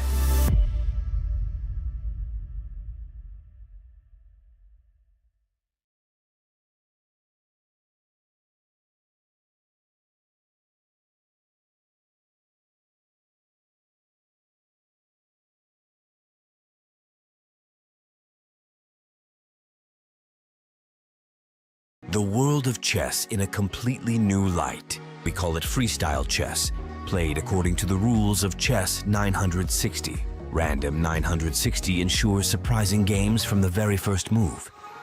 The games are played with classical, long thinking time. Why? Because the arrangement of the chess pieces is drawn at random before the start of each game. Players can't rely on memorized opening strategies, but must think from the beginning and manage their time for 40 moves instead of effectively 20. In total, there are 960 different basic positions. The pawns remain as usual in the 2nd and 7th rows. The arrangement of the pieces in the 1st and 8th rows is random, but symmetrical. The only condition, the king must always stand between the rooks and the bishops on different colors. The super grandmasters see positions they have never seen before and must still make swift decisions under time pressure. From the 3rd tournament day, the super grandmasters then have the chance to play high-class 960 games, because for the first time in the history of chess, they get the time to do so. Chess in a new dimension, to be experienced at the Freestyle Chess G.O.A.T Challenge 2024.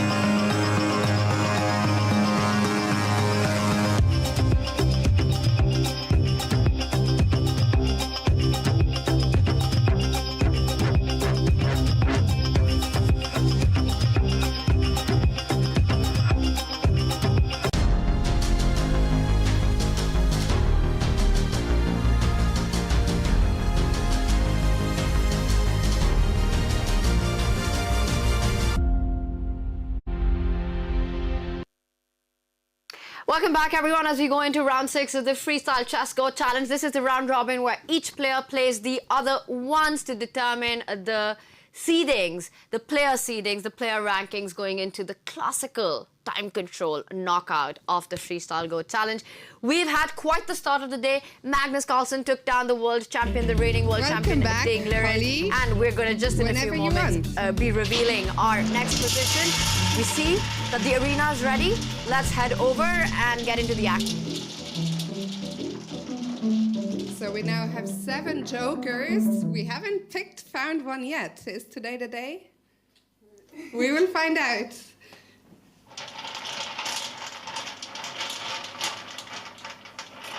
So it's number 368. We can show it to the camera, number 368. Thank you very, very much. And I will see you again later. Please give them another round of applause as the position should be ready any moment. The players, as always, will have 10 minutes to prepare for the games. So you can, for the guests, you can walk around and take a look at how the players are teaming up, how they are preparing, and I'll hand it back to the studio. And we've got our position for round 6. The king in the center in its starting place of standard chess. And it's always the first thing that one has to think about in freestyle chess are hanging pawns in the very start of the position. And in this one, we see Peter, the h7 and h2 pawns can quickly become targets. Is that something that the players, you're expecting them to go for early on? Well, definitely in their preparation. Yeah, they have to make sure that, for example, if they are playing from the black side, then if white plays the move c4, hitting that pawn on h7, we can't yet do any analysis, I believe. Yeah, the pawn on h7 is hanging, watch out there. Black will have to react to it. Now, this is the position that we, for the first time, see that white's king is in the center on e1, and this resembles some normal chess type of position, but because everything else is different, it would be very scary tactics to rely on the usual kind of strategy. This is a very unique position. Yeah, there you are highlighting already as c4, bishop takes h7 a threat. So if after c4 you play the most natural, maybe knight g6, yeah, just to develop the knight, then white might be able to try to occupy the center, but be careful. And the team that we have already seen yesterday, that if white is not careless and goes d4, actually the move is good, but watch out for c5, because after c5, d takes c5, bishop takes h2 would win the exchange. Yeah, that's the trick, but luckily that the rook is on d1, so after c5 we might just play knight g3 instead of d takes c5, and after c takes d4 we can capture back with the rook on d4, but then we see that black might be able to develop his bishop with a tempo on e5. I'm not a fan of this from white angle, yeah, so it did look like with c4 white was getting a big tempo, but since he's unable to occupy the center with d4 very nicely, I think we'll give black the chance to stabilize the position. Nicholas, I want to hear your first impressions as well as Peter is delving deeper into this one. I think this is the first time that we've got a starting position with the kings in their original standard chess e1 square.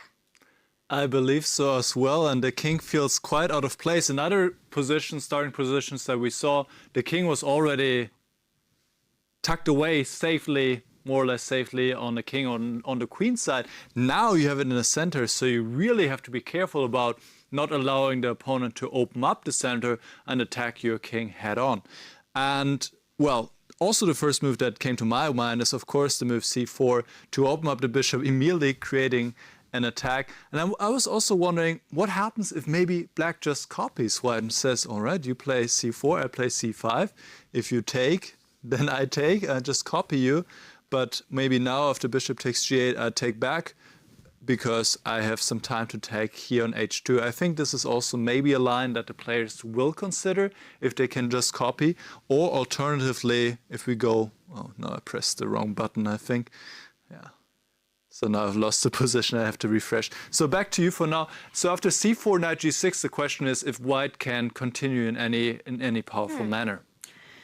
Well, you and Peter are advocating for the direct ideas of c4 opening up the bishop. I'm also looking at a potential, well, trying to get a standard king pawn opening structure here, Peter. We see that the king and the rook shot side castle comes to mind. So I'm wondering if we might see an e4, an early knight jump, the queen stepping up in front of the king, and eventually a shot side castle. Yes, it's a very interesting idea. I want to highlight that we can get a Sicilian position, yeah, e4, c5. Now, for example, knight g3. And one thing that I really dislike in black's position is that the black knight is unable to reach the c6 square. Yeah, because in the Sicilian, it's normal you go c5 and knight c6 in all kinds of close Sicilians. And when you continue your plan like going queen e2 and short castle, then you might even start pushing f4 and expand, and you play like a close Sicilian without me having the center control, yeah? So I'll push my pawn to b3, I'll develop this bishop. Exactly, b3, c4, and both bishops are eyeing.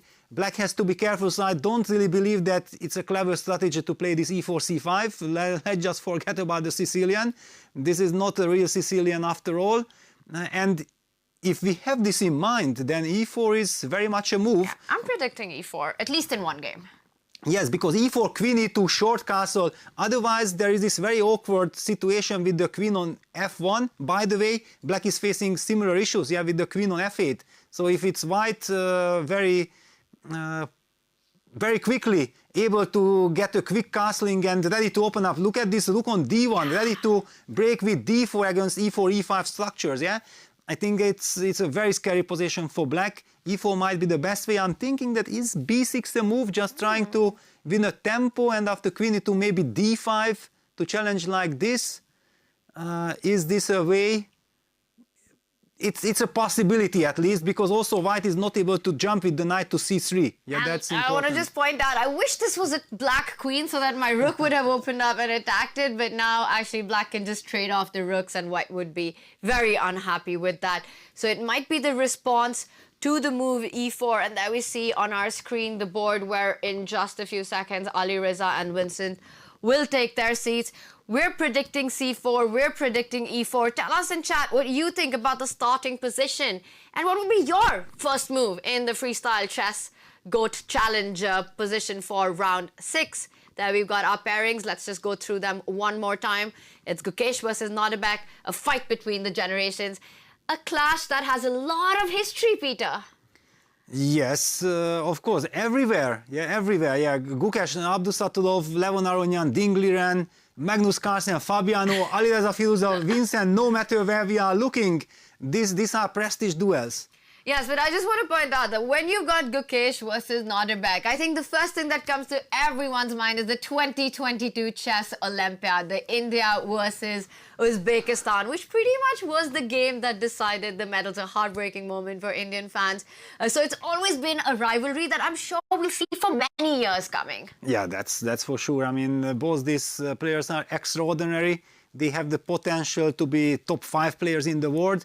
What after happens, yeah, if one of them becomes world champion or not, this we can only see in the future, but certainly they have the potential to be fighting for the crown. And one player who did fight for the crown and win it is on our screens, Ding Liren. But Peter, when you're in this situation that Ding finds himself in, it's just hard to imagine. It's so difficult for him right now. 5 losses in a row right now at the bottom of the board, the leaderboard. He has to stop the bleeding. I think it's not about trying to win, trying to get a full point. Just end the tournament, try to get started. A draw would be an ideal result for Ding in the next round.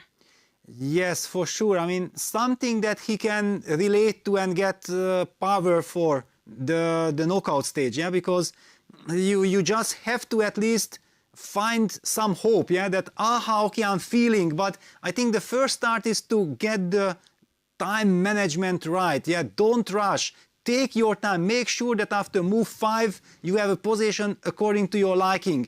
We have seen in the previous round Magnus Carlsen making the nightmare of every single player who plays the freestyle chess when a short castle changes a castle, unexpected castles, changes the course of the game, and it had such an impact. Castles, knight h3 just in 2 moves. Magnus completely psychologically crushed Ding Liren, and you should never let this happen. And he does play against Levon, another player who has been struggling in the round robin. Niklas, what do you think is going on in the player's mind? What kind of a fight are we expecting from Ding and Levon in this one? Well, in fact, if Levon wins this game, then Ding will be definitely stuck and will be in last place for sure going into the last round, or even if he wins the last round. And even if the game is drawn, then Ding would be able to catch Levon still. But in either case, it seems quite likely that Ding might end up in last place, which is not the end of the world. Let's remember the seeding is determined, but nobody's knocked out so far. So just the seeding is determined. I think the most important factor is that Ding gains some confidence, that he wins a game. I mean, he is the reigning world champion. For him to lose 5 games in any kind of discipline, whether that is rapid, blitz, classical, or freestyle, is pretty much unheard of and must be a very new situation for him. So it's quite important that he can play a good game and maybe at least get a draw, maybe even a win. And we'll definitely keep an eye on that. And Aronian, of course, he would like to also get another win in this tournament, or has he even gotten one so far? Levon's also been struggling. He's currently on 7th position. And there in front of us, we see the two players who haven't been struggling so much. They had a bit of an up and down start on day 1, but it is world number 1 versus world number 2. A rematch of the 2018 World Championship match, and this time in freestyle chess. No opening preparation. It's a fresh position from the start. It's a battle of absolute skills. And I think we're getting first moves in, Peter. Yeah, Magnus shadoops his pieces. I'm not sure if he has, he hasn't decided yet. This is his trademark. Yeah, before making a move, he makes sure that everything is settled perfectly. Also playing with his opponent's nerves, yeah, that he is shadowing, is he going to play a move? He hasn't played it yet. And so far on 3 boards, we've had the move 1c4, starting with that bishop pawn on the queen side. So perhaps the player's going for that idea of that 8-7 pawn that is hanging. c4, c5, so Vincent on that extreme right board, we see Vincent replies with a counter-attack on the h2 pawn. Meanwhile, Magnus still hasn't made up his mind on the first move. Yes, and I think I like this strategy. By the way, they have both been struggling, but now they are +1 already. Yeah, they are climbing. And I really like this, because it's sometimes these 10 minutes might not be enough for you yet to determine your move, and you shouldn't be rushing. Magnus is taking his time. And yes? Peter, I was about to say, while Magnus takes his time, I think we should rush over to the Alireza Vincent board, because what on earth is happening? Wow. Okay, exactly the line what we discovered, or Niklas... Let's just show how this happened. Yeah, Niklas highlighted that, what if? Yeah, that was the big question. What if black just sticks to symmetrical play and knight g3 played? Wow. Yes, exactly. Because, okay, now the rook on g1 should most probably be taken. Yes, you have to take, otherwise the rook runs away. And probably black should play the move knight g6. Yeah, just forcing also white to take on g8.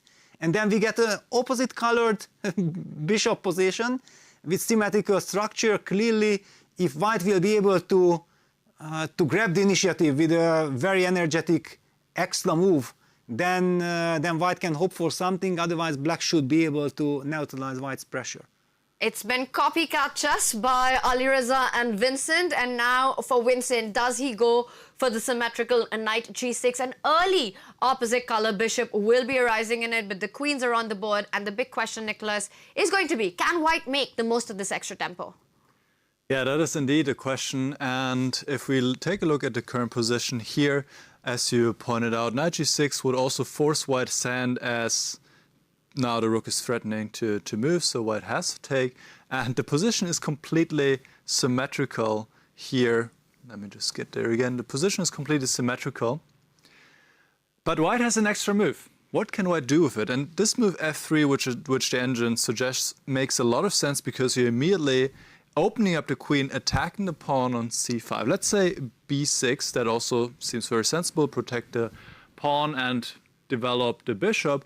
And now white can play immediately in the center. And this seems to give white a bit of an edge. So this seems to be better for white. And this also might be the reason why, in the current position, in this one, Vincent is taking a think. and there are better moves available to him. He could play b6 first and let this be still going on with the bishop and rook situation. And now after f3, trying to transpose into the other line to play e5 and stop white from going d4. e5 is a committal move, but it seems to be quite important here to not let white take over the center. And in this way, the position would remain equal.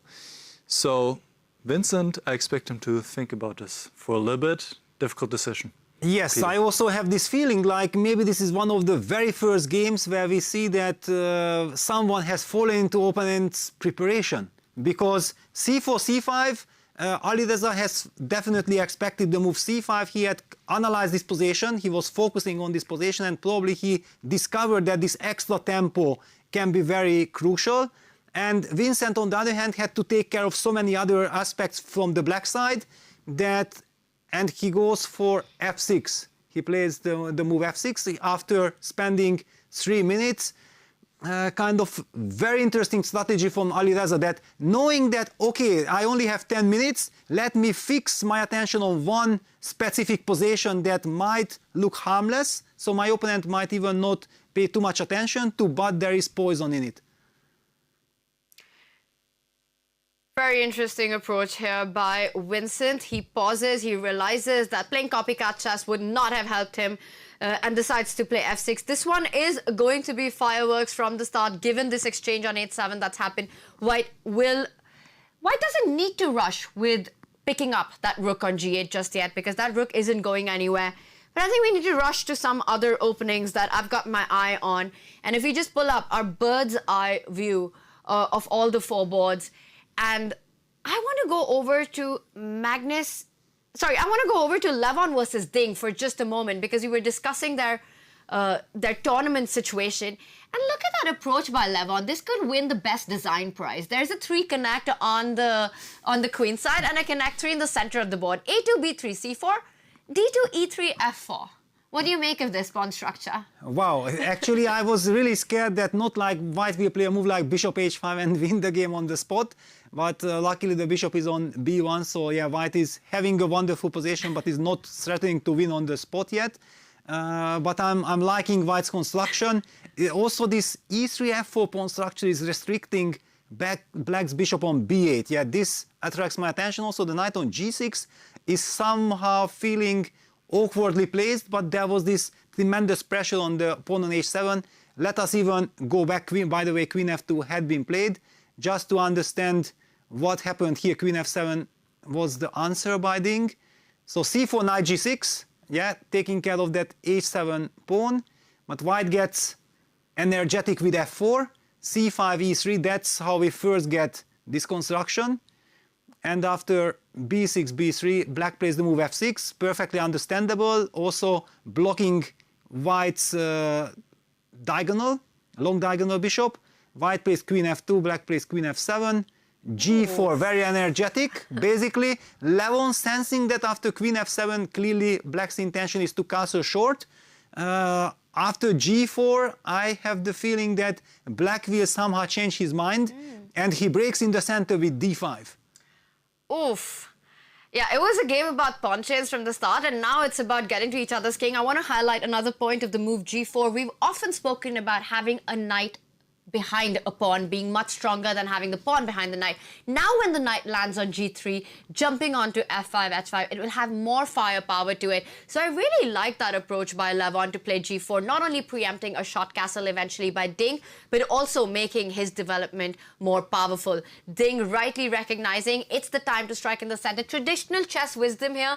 Your opponent plays in the flank, you play on the center. Some standard chess principles can be applied. Yes, they definitely do, and we have seen Ding actually quite quickly making up his mind. And I want to highlight one very interesting point. Yeah, like the d5, c takes d5. For example, yeah, queen takes d5 on the board. If white plays knight g3, there's also this tempting option of knight from g6 jumping to h4, eyeing the f3 square.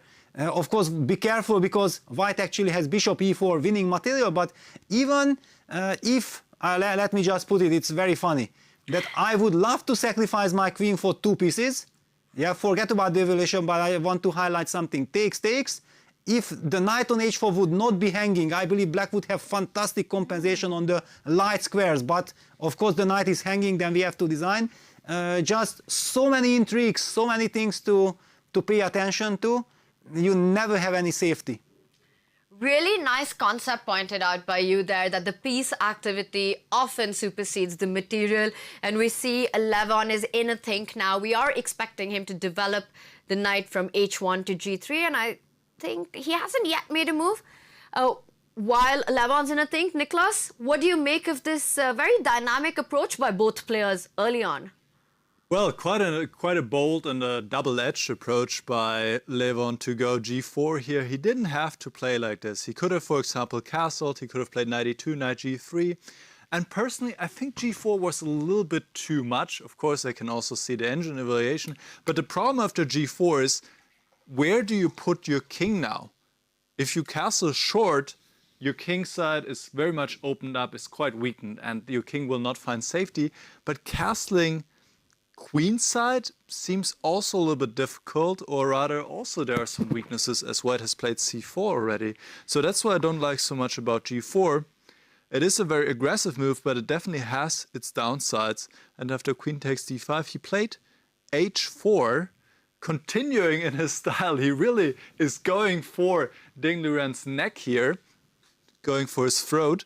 h4, pushing the pawn further forward, gaining some space, and most importantly, taking this idea out with knight h4. I think this is what it's all about. If he had played knight g3 and the queen dropped back, this knight h4 idea would be still looming in the air, and that would be quite uncomfortable. So h4 followed by h5, I think this is what he's going for.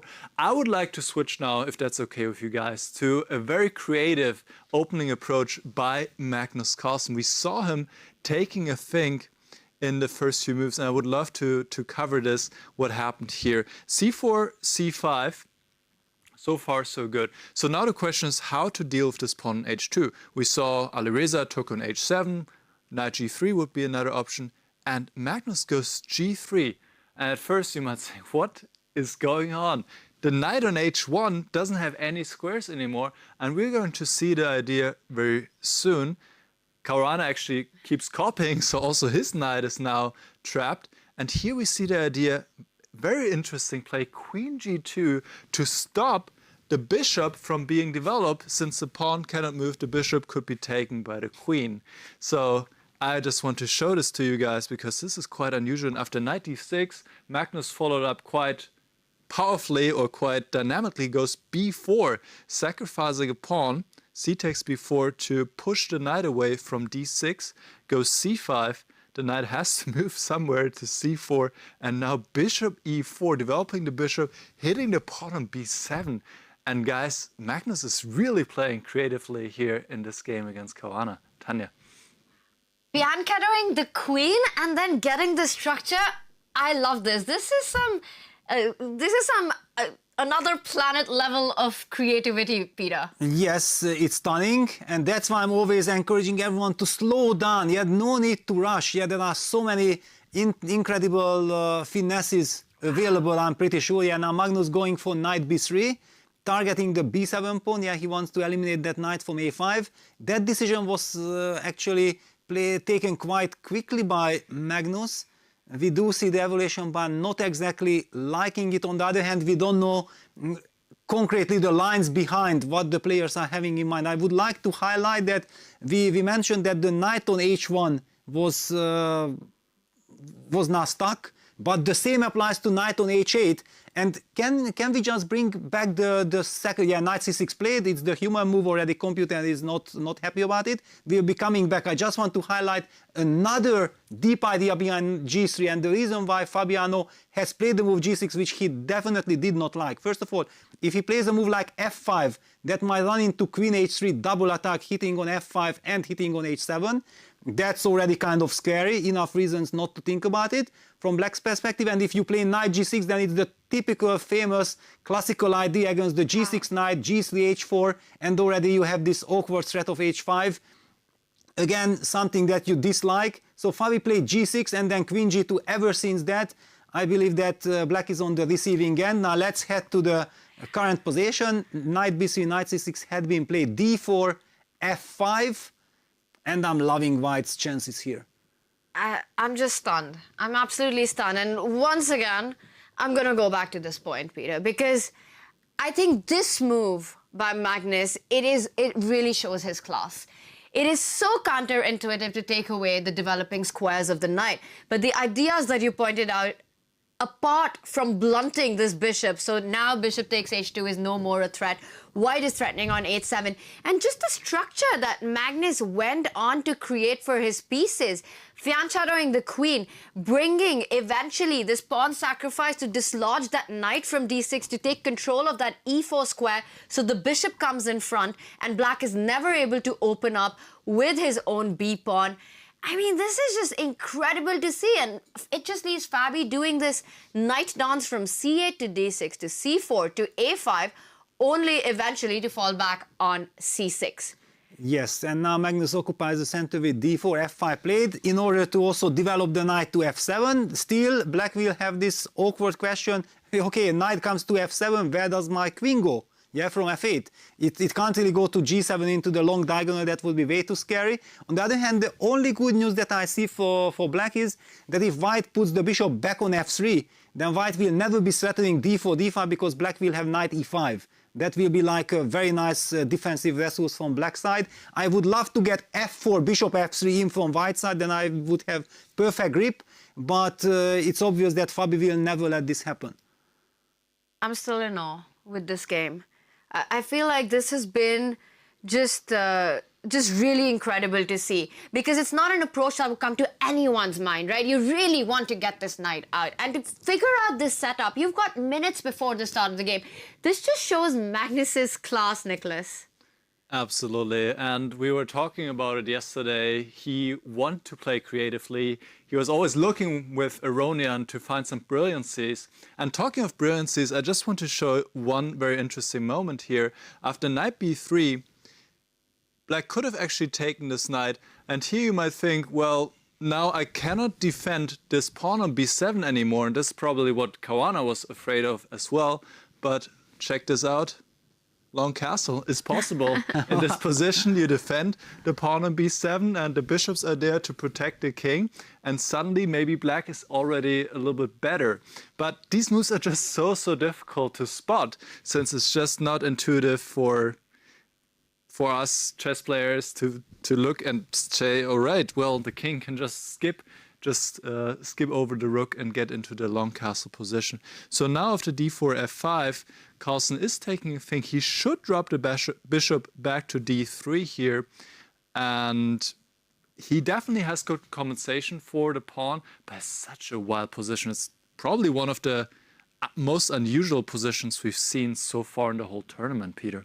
Well, and I'm already very much looking forward to the classical portion, because this is what we are talking about. This is what Magnus had been talking about, that come on, freestyle chess, Fischer Random Chess, Chess 960 needs to, the players needs to get time in order to get into the essence of every single position. Yeah, we are seeing in Dinglian, he has incredible class, yeah, but he's not managing his time correctly, he's rushing with his decisions, ending up in positions that are not easy to handle afterwards.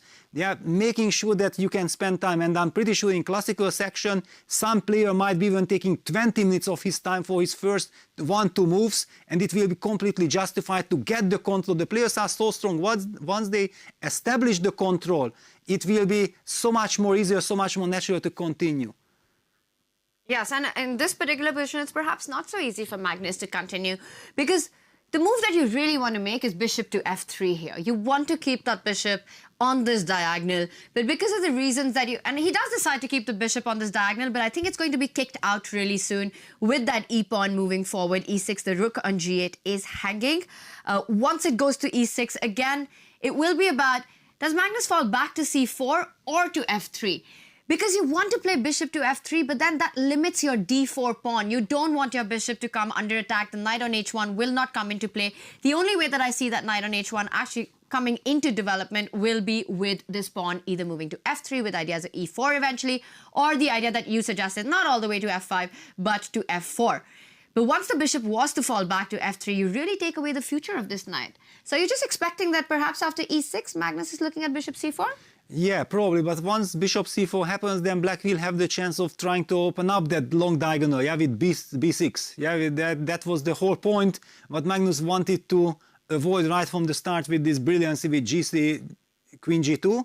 I also would like to praise Fabiano because it would have been so easy to get into a state of shock after g3, g6, queen g2, seeing that, oh my god, I can't develop my bishop, I can't play the desired b6 move, and then coming up with this knight d6 and so-called falling into the gambit with b4, with c takes b4, and then this knight c4, knight a5, knight c6, creating chances for himself. Yeah, e6, bishop f3 had been played, and I'm trying to understand why did Magnus really feel that this provoking e6, is he hoping to get some d4, d5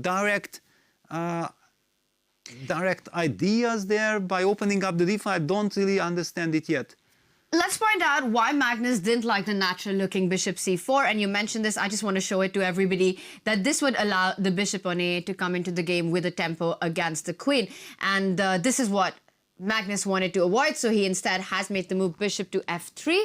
He could have made this on one move earlier, but he has provoked Fabi to go e6, and Peter, this is what you were considering. That why provoke your opponent to make the move e6 before falling back?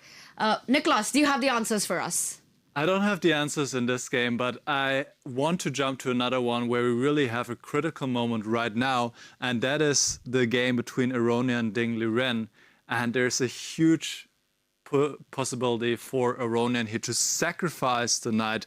And let me just back up a little bit to just see how this all came about. We saw Aronian pushing forward the pawns on the king side, and he's really going for it. And now he played knight f5.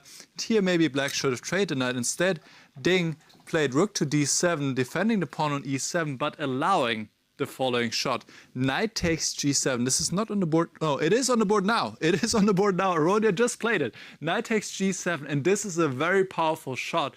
And it seems like that Aronia is on the way to win his game here and maybe inflict a 6th loss in a row for Ding Liren. So what is the point behind knight takes g7? If the king takes, then white goes g5. And look at the pieces, the long-range pieces, the bishops on a1, b1, lined up against the king. The rook lined up on the g-file. And it's just too much firepower here for black to defend. I don't even know what to suggest as a move. White takes on f6 next, gives a check on the g-file. Rook somewhere, but okay, this is the position will just be opened up, and no, this just looks completely lost. Queen g3, the queen is coming in. This is game over. My thought was like, can I play king h8?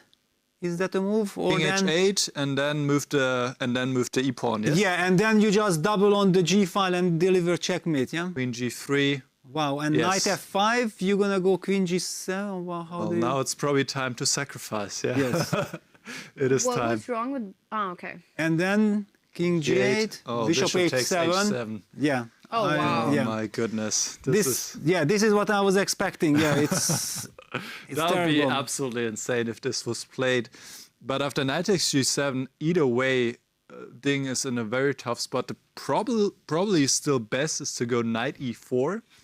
And here white has different choices, can exchange the knight on e4, can just move the queen to g2, line it up as well, play g5 next. And I feel like this is exactly Levent's position as well. This is what he wanted when he pushed his pawns forward, so he must be very happy.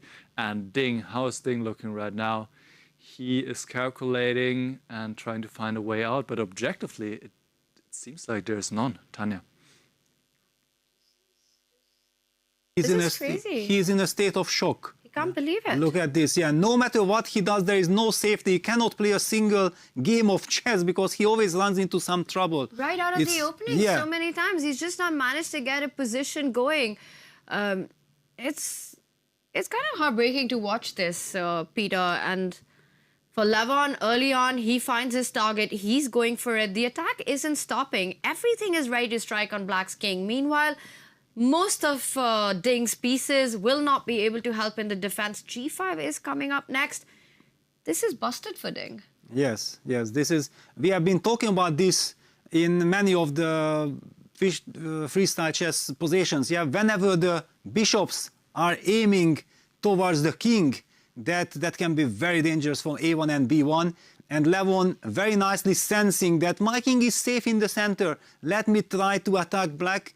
And with this stunning knight take G7 sacrifice, Levon is just crushing Ding's position. Peter, what do you think is going on? And look at this. that. Yeah, You can see it. It tells it all. Yeah, he's shaking his head. He's holding his head. He's frustrated. He just, you know, he's in state of shock. Yeah, this is difficult to watch because we all know just how strong Ding is, what he's capable of. He's one of the very few players in the history of chess who's broken the 2800 barrier. He's world number 3, I think, at his peak. The world champion, won the candidates.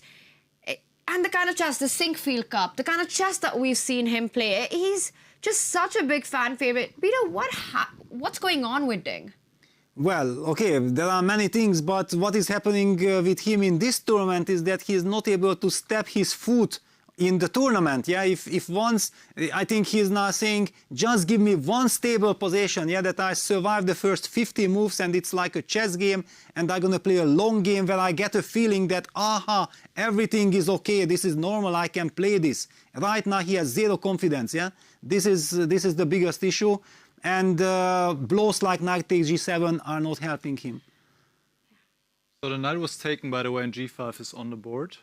Yeah, it's, we'll just get our position. So he did grab the knight and G5 played. Levon is coming for Ding's king. Pawn takes pawn is a big threat.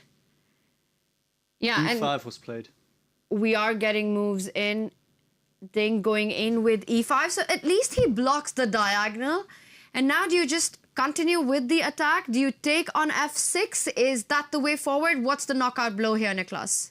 Well, taking on F6 looks natural and strong because obviously you cannot take back with the king. Just running into, for example, another double check, and if I want to, I just take back the piece. But this is not even the strongest continuation. So I'm guessing his idea must be to go back to H8. And now Queen G3 looks very natural to threaten checkmate on G7, which is not so easy to stop since you cannot play Rook G8. I just take this rook. What do? Knight H6, Knight D8, Knight H6. But Once again, Knight F5. There's this idea that we already highlighted. On Knight F5, I can just take. I can just take here.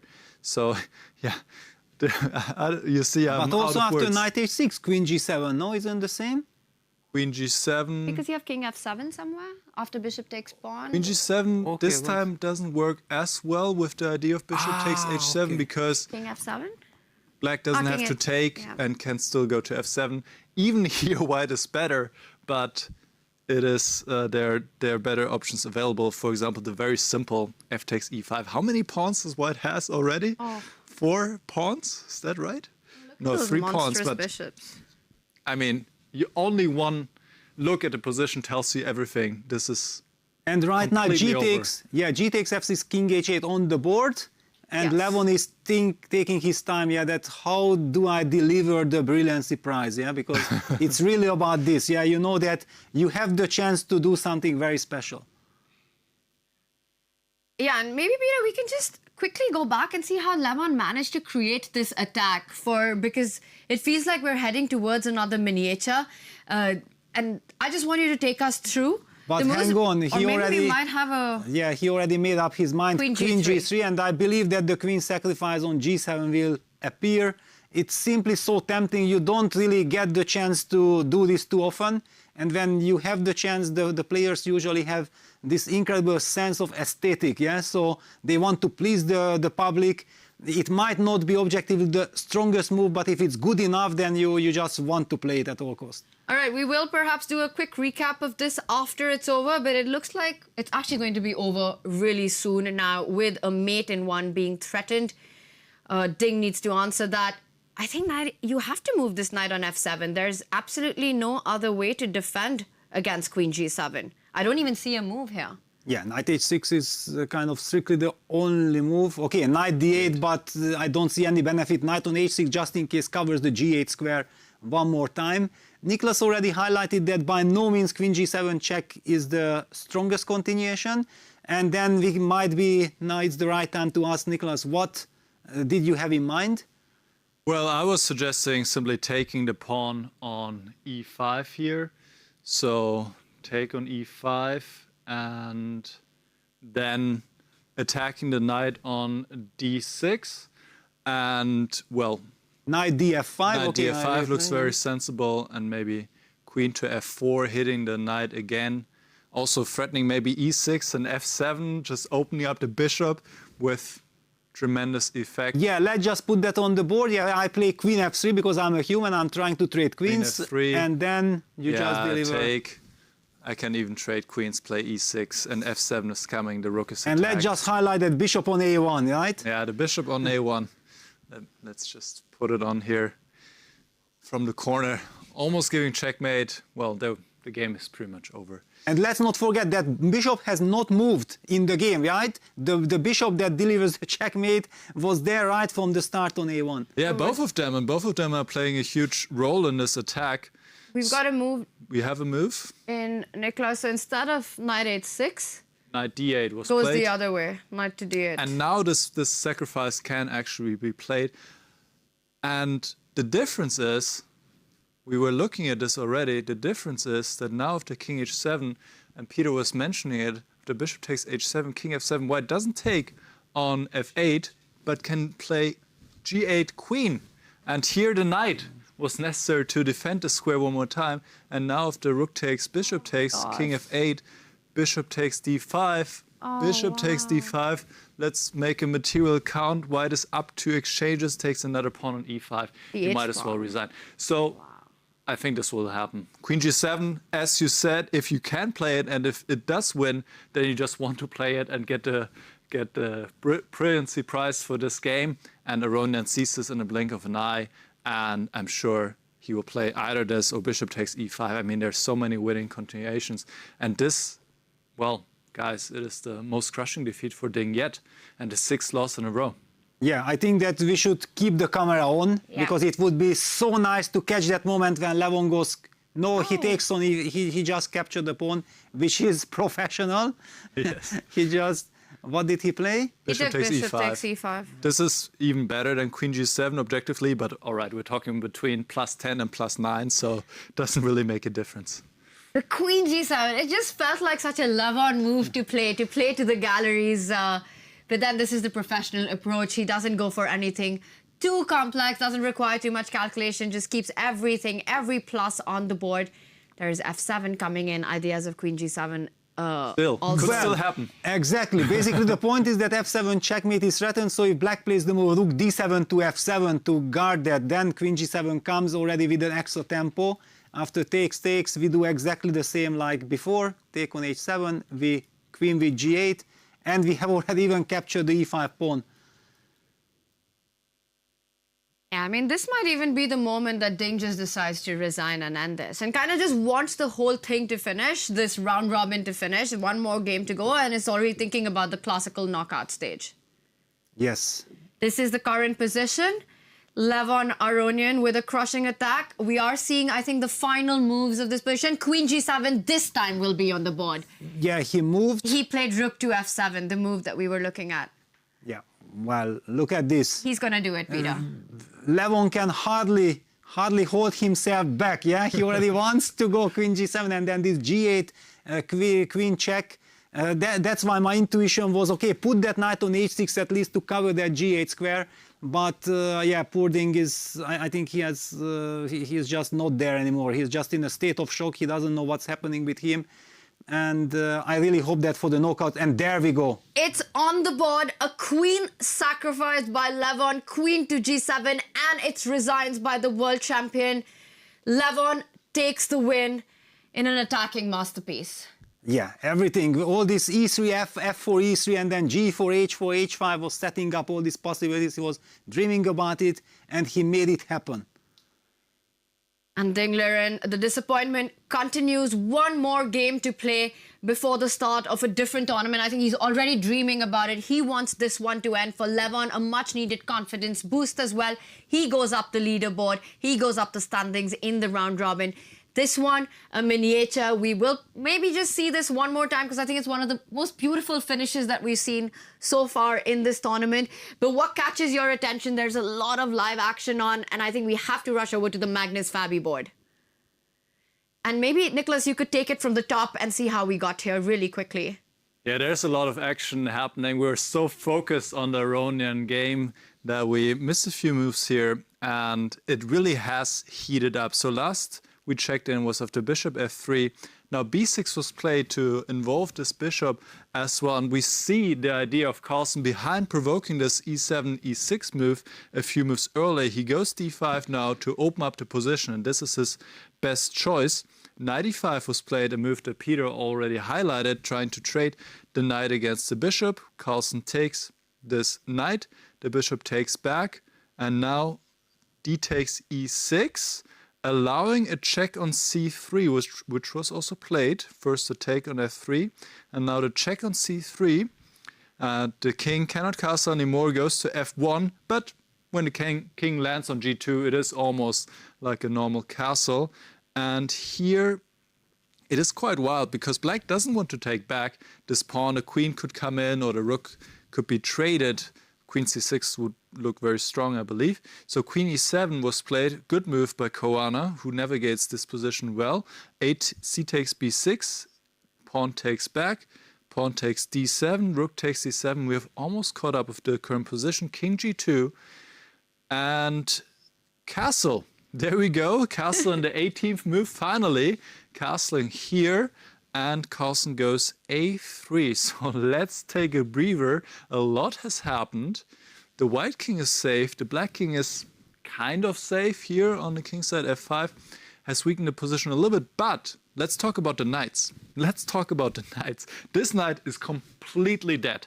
It cannot move, and it will also not move anytime soon, whereas this knight can come into the game. a3, a good move to try to undermine this bishop.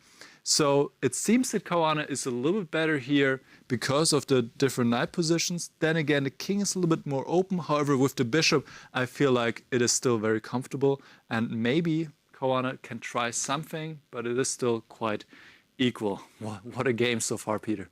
Yes, I perfectly agree with you. This final position, yeah, it's all about that knight on h1. If that knight could suddenly, by the way, yeah, knight f7 had been played, could jump to f4, white would be claiming a very nice positional advantage, because then his pawn structure, we could be talking about his pawn structure, which is preferable to black's pawn structure, that b6 pawn doesn't really make much if white reaches the d5 square with his knight, but this knight is so far away, and Fabiano is actually also eyeing to hit that queen with a tempo, knight g5, knight e4, activating, putting the pressure, opening up the queen side is also kind of tricky, yeah, because after some a b4, eventually queen takes b4 can target the knight on b3. Magnus has played the move, yeah, a takes b4, now bishop takes b4, blitzed out by Fabi, making sure that he doesn't, because the idea what I mentioned, that we play queen takes b4, then black should have given up the d file, and yes, it's tempting to go after the b3 knight, but giving up the d file, it's kind of not what you want to do in a rapid game. Give your opponent activity. So AB, bishop b4, you know exactly with black that you are perfectly safe. Probably you are the one, if someone can be slightly better than it's black, and white still has this horror situation with the knight on h1. And look at this, Fabiano's body language signals me that he's actually hoping to get something going. Yeah, Magnus's knight move back to c1, trying to cement knight d3, give me some stability, give me some time to bring that knight from h1. Fabi looks like he's up on the position, and he's up on the clock with a 5-minute advantage as well. Magnus on the defense, and it all comes down to the knight that both of you, Peter, Nicholas, you pointed out. It is an eyesore on h1, and it's far away from coming to the game. We can only imagine the alternative of moving the g pawn forward, but that would create havoc on the f file. It would create a lot of problems for white's king, and the move f4 will take a lot of time because first you have to get out of the way with your queen. Meanwhile, the knight has fallen back, even if it was to land on d3. Black, we always talk about taking away squares from your opponent. You can think about falling back to d6, controlling some of the key knight square jumps. Maybe the knight will jump to e5. I'm also liking Fabi's position a lot here. For Magnus, the long-term problem is going to be about the knight. Fabi also thinking about perhaps where to place his rook. Does he double up on the d file? Does he double up on the c line? The one trick that you want to watch out is that there might always be a check on b3. So always look out for these tactics. And I just want to point out how that could work. For example, it's not that easy, but let's just show that if you were to go knight e5, maybe rook into rook is possible because I hit the queen. And now you can't take with the queen because queen b3 check would win the bishop. So there are these tactical motives that you have to watch out, which are possible because of the overextended pawns on the king side. Yeah, and look at the body language of Magnus. Yeah, he's not enjoying he knows exactly, yes, I have a solid position, but I'm on the defensive. Yeah, and you can read it from the body language. Yeah, there is no energy coming from Magnus that, yes, yeah, I can build up the pressure here. And one player is leaning forward and the other is leaning backwards, and you can feel like the dynamics of the position and the way both of them are seated. We try not to read too much into body language, but very often there are these small giveaway signs that we can look into. Knight c1 by Magnus. This is going to be a long defense haul for white. Meanwhile, some hot action on the G.O.A.T Nodebek board where we're getting an update that there has been a big miss by G.O.A.T, Nicholas. Well, a big miss for G.O.A.T, or rather he has stumbled into a lost position. And let's go back a few moves to understand what has happened. So, well, they're already on the 17th move. So after rook d5, d6, white is worse because the black knight is well placed, the queen is active, and the white pieces are somewhat passive. But it is still defendable if you play a move like king h1, maybe bring the rook back to d1 to get rid of this queen sooner or later.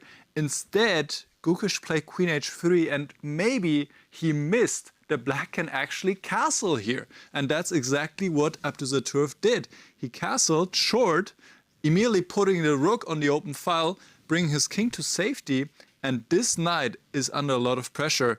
A check came in on e6, rook f7 was played, rook f8 is next, get the king out of the pin here, or the rook out of the pin, and then win this knight on f2. This is the plan. And after king g2, actually Abdusattorov played queen e2. He has many different choices. He could also play rook to f8, queen e2, keeping this knight pinned, and already introducing ideas like knight g4, knight e3, hitting this knight one more time. You can see the evaluation by yourself. It is all black. That means the position is completely lost for white, and it seems Abdusattorov is going to take another win here and maybe catch Vincent in the lead. Peter, this is looking pretty bad. Yeah, it's looking horrible when you can highlight a knight on e5, and there are all kinds of pins from the queen on the second rank. There is the pin along the f-file. Black is ready to play rook df8, king g7. Also this tactic with knight g4, queen takes g4, rook takes f2 check is hanging there. Very much the motive like Abdusattorov has beaten Alireza yesterday. Wow, this is looking terrible. And Peter, maybe you can just break it down for us that why after queen e2, G.O.A.T can't take on d6. Because I think for many people watching, rook into pawn, rook into rook, queen into rook is a line that we'd want to know what's going on here. And I'm guessing it's something to do with the pin on the board. Well, knight g4 comes, yeah, and it's game over because you only have one check. Yeah, rook, queen d8 check or queen b8 check, and I can even decide, will I play rook f8 or will I play king g7? After queen d8, clearly king g7, and the pressure on the f2 knight, it's unbearable. And knight e3 as well. Back to the boot. Yeah. So it's impossible for G.O.A.T to actually take that d6 pawn that might look on pre because of the pressure, which is why the move queen e2 by Nodebek, very, very powerful move. And G.O.A.T on the think. He lost the previous round, and it looks like this one as well is going to be a big task to hold it. I don't really see a way with all the ideas that were pointed out by Nicholas, doubling up on the f-file and eventual knight g4 at some moment. This is looking very difficult for white. Yes, no, this is basically borderline lost. And talking about Nodir back then having the chance of catching Vincent, I think this would be maybe a good chance to catch up with the current action in Alireza Firuza against Vincent Keimer, because we haven't really been talking much about this game. And Vincent is leading the tournament. We have to do justice for him and for Alireza as well. Let's do it. Let's do a deep dive into this position. So, whoa. Whoa. Good moment. Good moment, Nicholas, because the last move by White Was knight e2 to f4. voluntarily putting your knight on a square that it can be captured. What on earth is going on here? It has to do something with what ideas? You want to play d6? I first thought that maybe he wants to jump in with the rook to h8 if you take, but all that doesn't work because there's a knight on f7. Yes, exactly. But the point is that he wants to give d6 check, and if you capture e takes f4, then there is no intermediate with e5, e4. So now after d6 check, this opens up the diagonal. d7. And d7 is coming. Okay, we see the evaluation bar is not impressed. We are impressed by the beauty of the idea, but the silicon monster says that, okay, and so what? I don't know, let me just put that king on a6. Is that a move? If d7 comes, I don't really mind. Okay, I will move that rook somewhere, because also, let's not forget, if I really would love to capture with the queen back on c8, I don't know how to do that. Okay, let's just put the rook on an active. Let's go rook e4 here. Rook e4. And for example, d takes c8. Let's take it back. Just to highlight it, queen takes c8, and we feel that, okay, black is stable, black is solid. And I have to agree with that. I mean, it looks really beautiful, this move that we were pointing out with that knight f4 jumping in over here. And we see Vincent has decided to go for this line. So we might be seeing the follow-up of this. d6, d7 on the board. The players have just blitzed out this continuation. After d6, rook e4 was played immediately.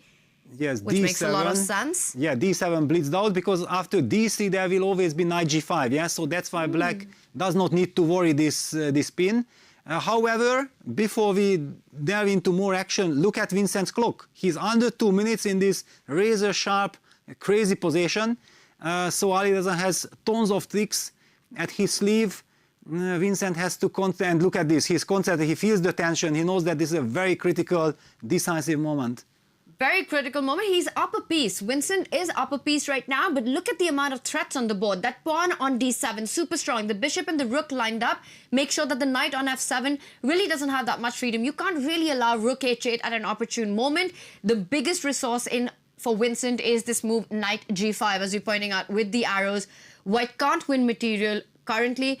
But Peter, if you can't win the material back, I mean, Vincent might just end up being up a piece right now. Knight d6, what's the follow-up for White? Well, but this is the trick, yeah, that he has so many options and he's just down to a minute, yeah. If he would not have any option and just move his king, yeah, just evocate the king and then he gets a stable position. He plays king c7. He plays king c7, okay, but this is a move I did not like, because I felt like the king should run away. This king on c7 is very much in the scope of White's bishop on a1. It can eventually land on e5. Also, the rook from h1 eventually going to h7.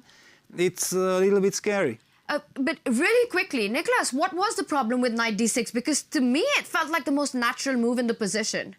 Yeah, let's have a look. Knight d6, especially now that Firuza is probably thinking. He has a lot of time to think, almost 10 minutes. d3 was the problem, now hitting the pinned rook, and after knight g5, just moving the queen back, because you still, now that the knight has moved from f7, you have this idea of rook h8, which is quite powerful, supporting the pawn to promote. So for example, if the rook drops back now, let's say to e7, then rook h8 is coming in and you have to give up the queen and you end up being in a lost position. So a very tricky play from Firuza, probably also looking at Vincent's clock and therefore complicating matters here.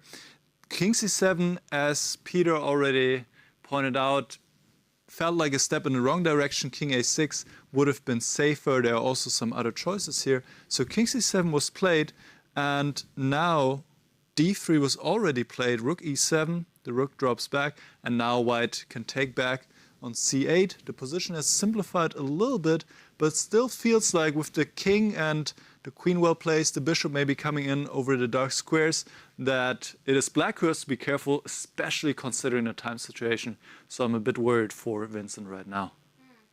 Yeah, and we have this position on the board. This is the live board right now. Rook has gone back to e7. I'm also seeing the f4 pawn eventually drop with a check. He first picks up the knight on c8 as we see Firouzja making his moves. And let's just bring up... he made a knight, by the way. Did he? He just under-promoted. Let's just have that one more time. Quick action replay. Takes it in style, under-promotes to a knight. It has to be captured. And now, can he just pick up the f4 pawn with a check? Yes, okay, but if you pick up the pawn, at least my king starts to run in the right direction. King b7, get me into safety. That's all I'm asking from this position. And I don't think that white should even maybe bother collecting that pawn, because the queen on f3 is kind of stopping that king from finding safety. But luckily for black, the bishop on a1 is kind of still controlled by the knight on f7 and rook on e7, this construction, and just give black... but when black plays the move queen b7, which I wanted to do, then queen takes f4 check will be kind of annoying, because then black's king is unable to go to the desired b7 square.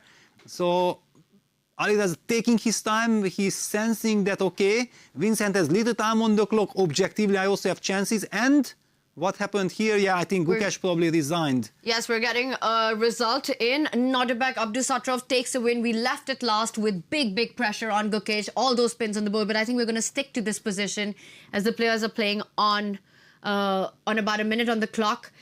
And very soon, we will move on to the Magnus Fabi board, as that one is also heating up.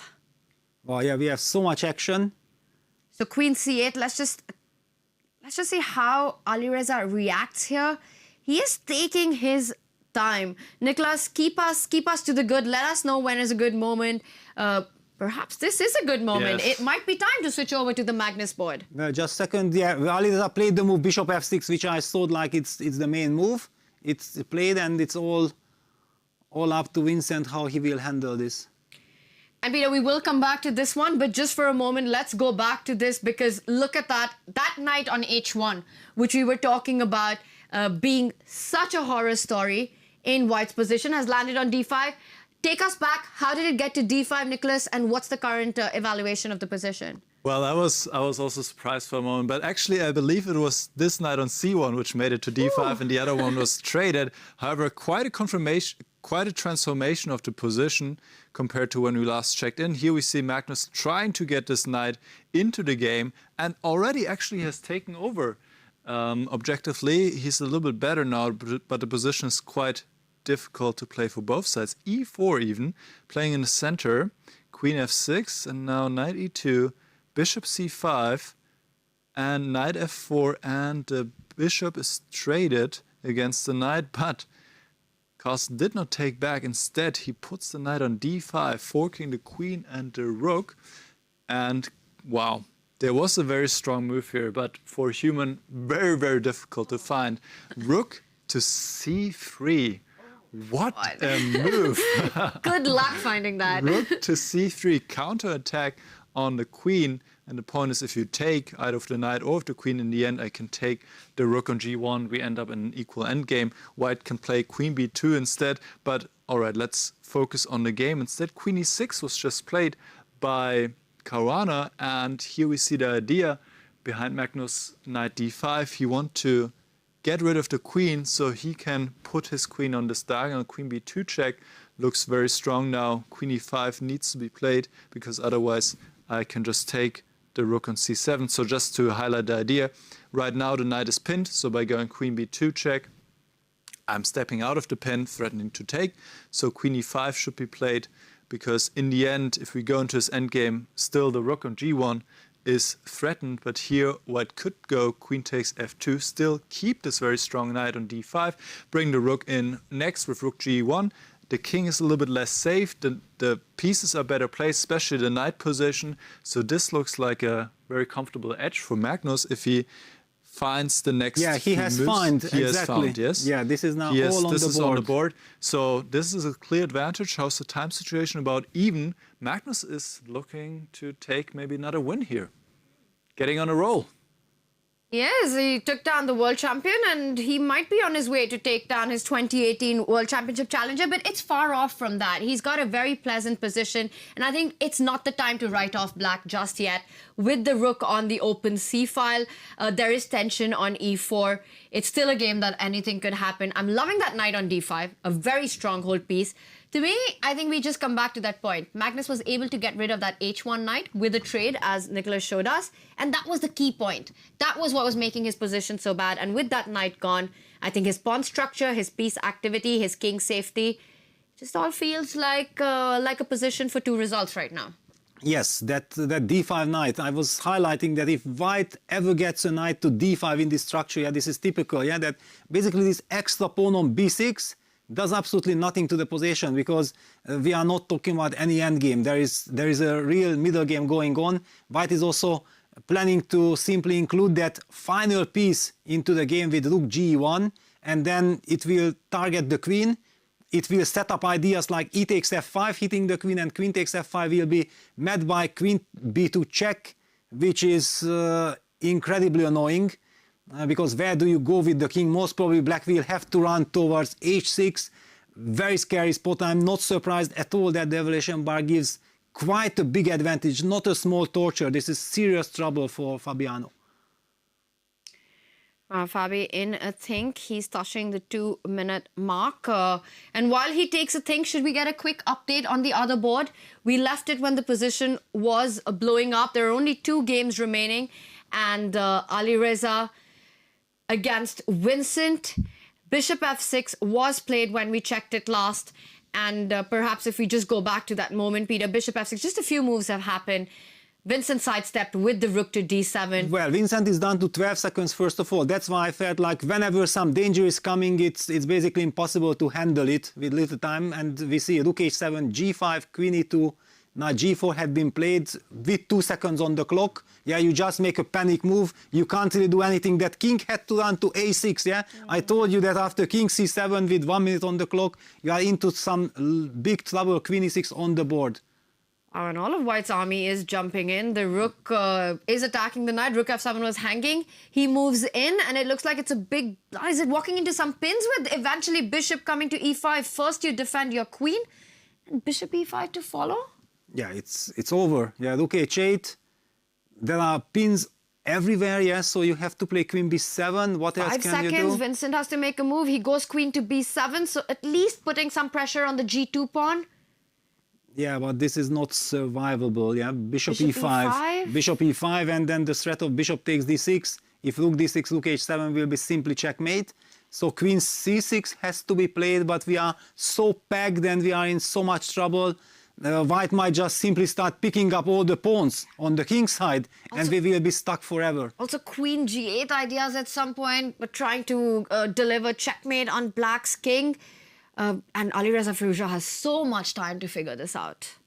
Yeah, here the time management finally went on to hunt Vincent, but he had some opening problems. Yeah, that was the problem. Yeah, bishop e5, queen c6 on the board, and look at this box. Yeah, nothing really moves. Every piece protects everything, but you clearly now at the moment black wants to go king b7, but I don't think that's gonna really happen here. Maybe you can go queen g8 because king b7 can be met by queen to a8 check first. You force the king back to c7, and then there's a checkmate on b8. Yes, yeah, queen g8 is basically almost game over.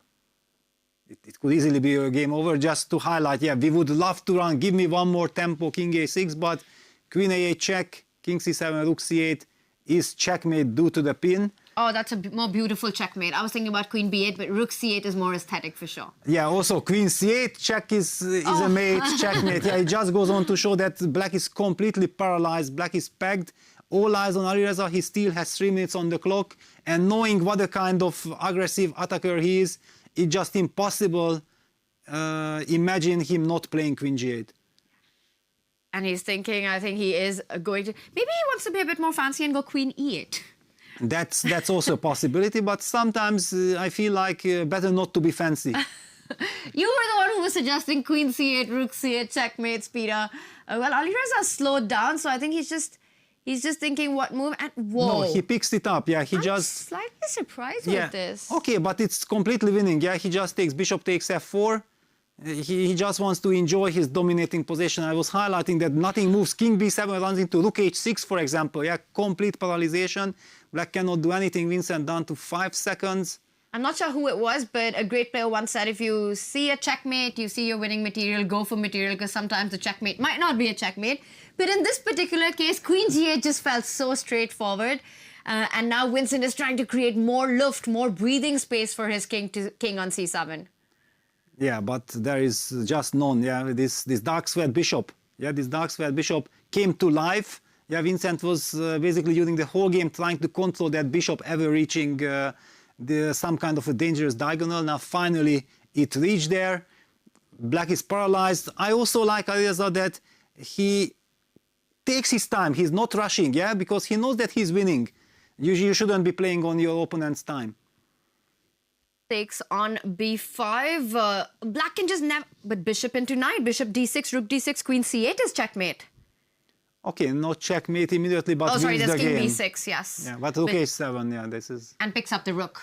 And let me just point out that what I felt earlier, but Black does have this square, but this one delivers a check, wins the material, wins the game for Alireza Firouzja, and we have a resignation from Vincent. Meanwhile, Magnus Carlsen has managed to win a queen for a rook and a knight.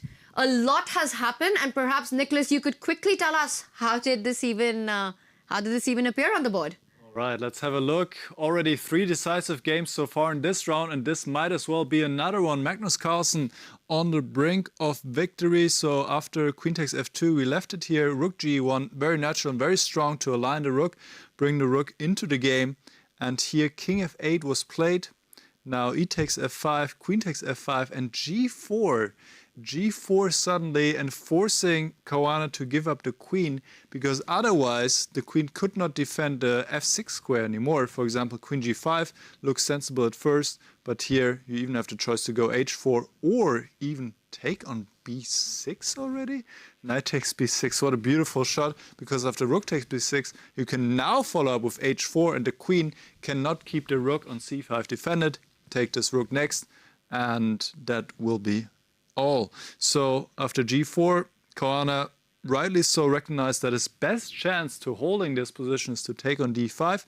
But after rook takes d5, rook takes d5, this should be a technically winning position. I assume rook e6 was played, but there's still some defensive hope for Black, although the time situation is also quite worrisome.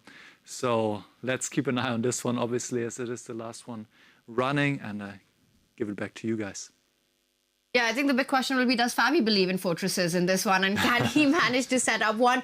To do that, the first thing would be to try and trade out one pair of rooks to ease the pressure on Black's king. So Fabi with rook d6, trying to get that exchange in, but I think even without that, it's very difficult to imagine an actual fortress in this position. That said, I'm expecting Magnus to keep that rook on the board and to try to put more pressure on Black's king. What would be your choice, Peter? Well, but his last move was rook e6, kind of inviting rook d6. Yeah, it's that's why for me it's very difficult to judge. I somehow feel like the logical follow-up would be something like rook d6, knight d6, and then activate the queen. I don't know, via d4 or via g3. Both are very tempting options. And then most probably Black will sooner or later lose that h7 pawn. Yeah, Magnus goes for it. Rook takes d6, knight d6. Where does he activate his queen? That's the only question right now. Queen d4 looks so tempting, but perhaps Black keeps everything under control with the knight just falling back to f7, because queen h8 would be a big threat. So Magnus goes the other way around, now eyeing f6, h7. Black can't really... Can you go king g7? Because at first I thought you've got queen e7 check, but the knight falls back to f7. Yes, the knight falls back to f7. It's still very far from a fortress. Under 10 seconds, Fabi. Yeah, it's very tough. He avoids the checks, goes with the king to the light square, so there is no queen e7 check, but Magnus can still step in with the queen. He's reaching out.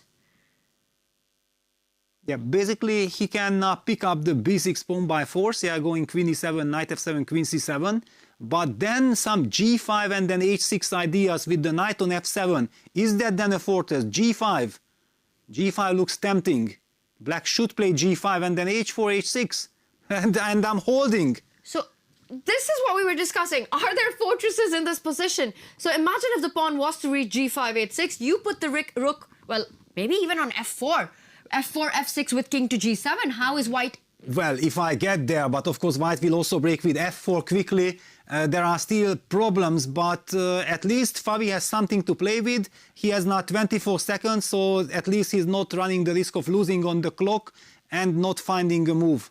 And the point that I was trying to make, Peter, was that if black is allowed to get the setup, the fortress that I wanted to show was that this idea, you put your king, and imagine if this rook can land on the f file, either on f6 or on f4, you just keep everything defended. But you, as you said, that white will not allow that easily. At some point, Magnus will have to break in with f4 to make sure there's no fortress on the board. Yeah, and then the question is, do you include h4, h6, or do you go f4 immediately? Do you go for some... I somehow intuitively felt, yeah, and h4 on the board because the g6 square is also now weakened, yeah? So there is this potential check idea, queen g6.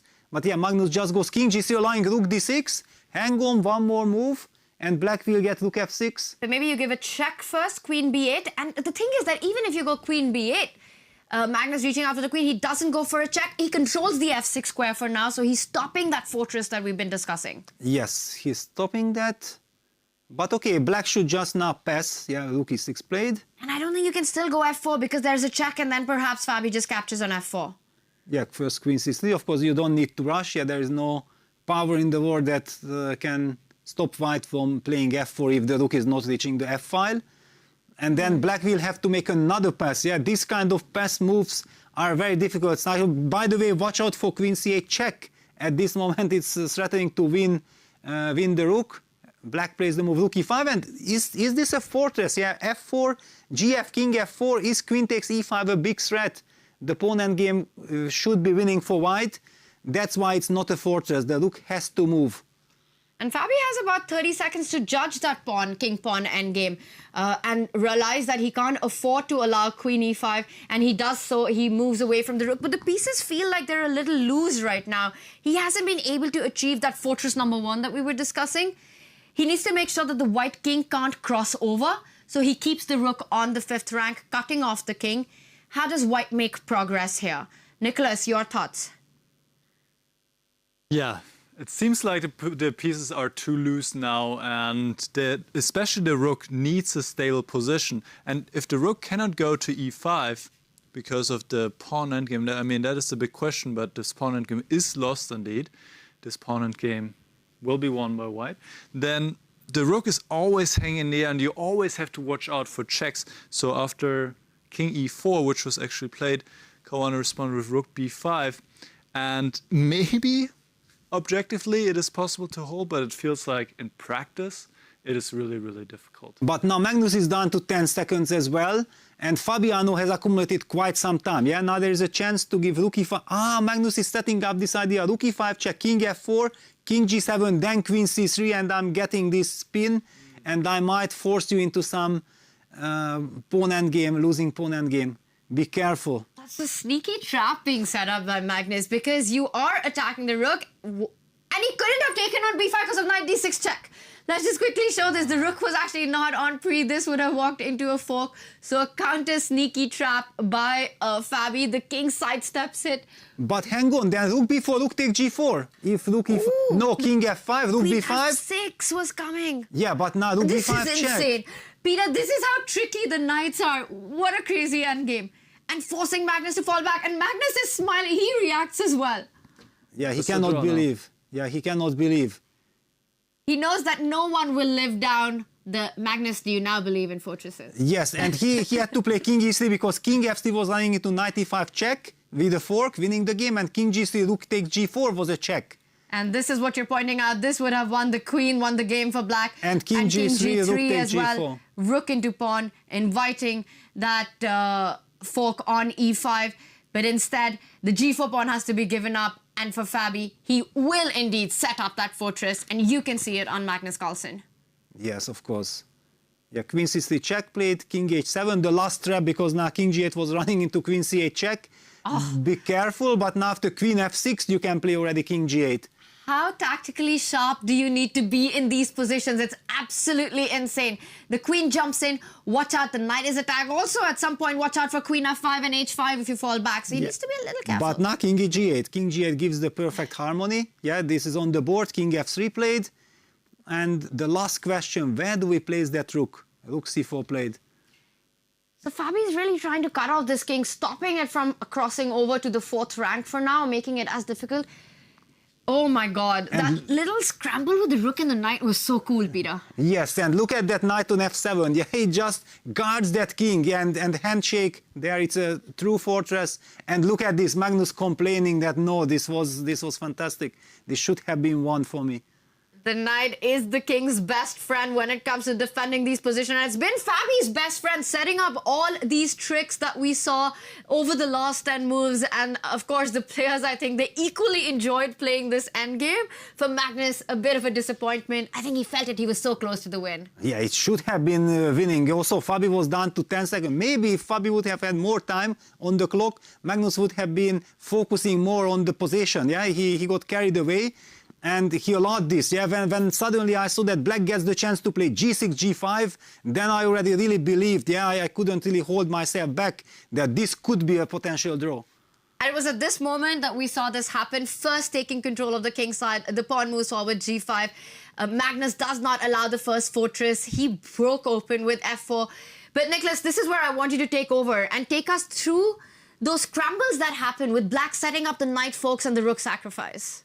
Yeah, absolutely. So after Carlsen won the queen, as we saw, it is most likely a winning position. So the first decision that he took, rook, to allow the rook trade was possible, but then he was too focused on winning this pawn.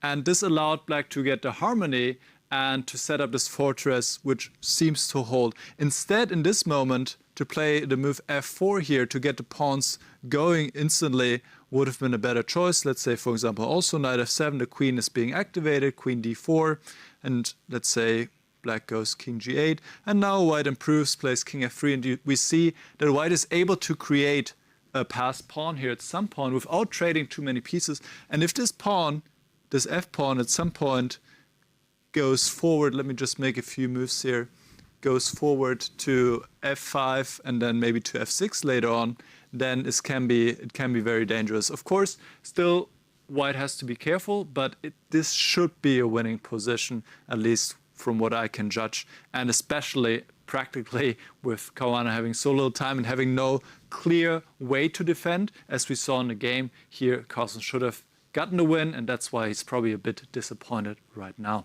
Yeah, and I wanted to really highlight the moments that happen around here. By the way, we see the players still sitting. They've got one more round to play, but it was such an interesting position that I think Magnus is trying to think what he missed. Fabi with all these tricks. And you got the analysis board in front of us, and this is when we saw all those tricks around the night. But look at Magnus. He's still sitting there. He's still thinking about it. He still cannot believe how I did not win this. Because if you asked me before, yeah, there when we saw this rook e6, rook d6, I was already saying that I don't know if I want to trade the rooks. But he already played rook e6, then okay, we're gonna trade the rooks. But even after that, just bringing the pieces like Nicholas highlighted, if you asked me that, I would have told you that I can bet my whole house, everything on that I'm actually not a bettor. Yeah, so this is something very special that Magnus gonna win this game. And then draw like this, clearly I'm completely shocked. Then imagine how disappointed Magnus is. Yes, but I think full marks to Fabiano Caruana to keep the resources, to keep the tricks coming. And it just went on to show how tricky a rook and a knight combo can be.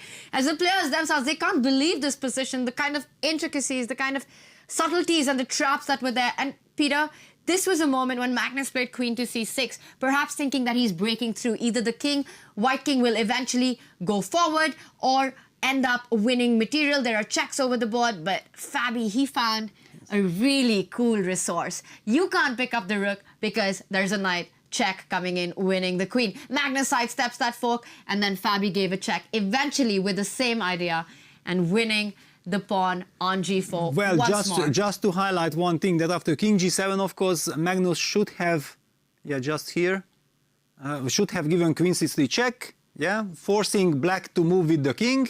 And then he can play king f4, and he still has excellent winning chances. Yeah, he just stumbled. Okay, it might be a fortress, but there are winning chances. He stumbled into this tactical trick, after which it's a direct draw. That's why he's so frustrated. Both these players had 12 classical draws in their World Championship match, and what a fight this was today as well. And of course, again, a legendary rivalry between the world number 1, world number 2, and it eventually ended in this position when Fabi, with his rook and knight combo, and all the folks around managed to win the G4 pawn. And then it was elementary for him. Yes, what a save and what a disappointment for Magnus. Let's see, because there is only one more run today, the final run, the 7th run after, but we should also be probably taking a look at the standings. Let's first bring up our results. We've had 3 decisive games and 1 fighting battle that ended in a draw. Gukesh lost to Nordebek. It has been a disappointing day too for Gukesh. Nordebek getting that point. Levon Aronian, an absolute destruction of a game with the white pieces, takes that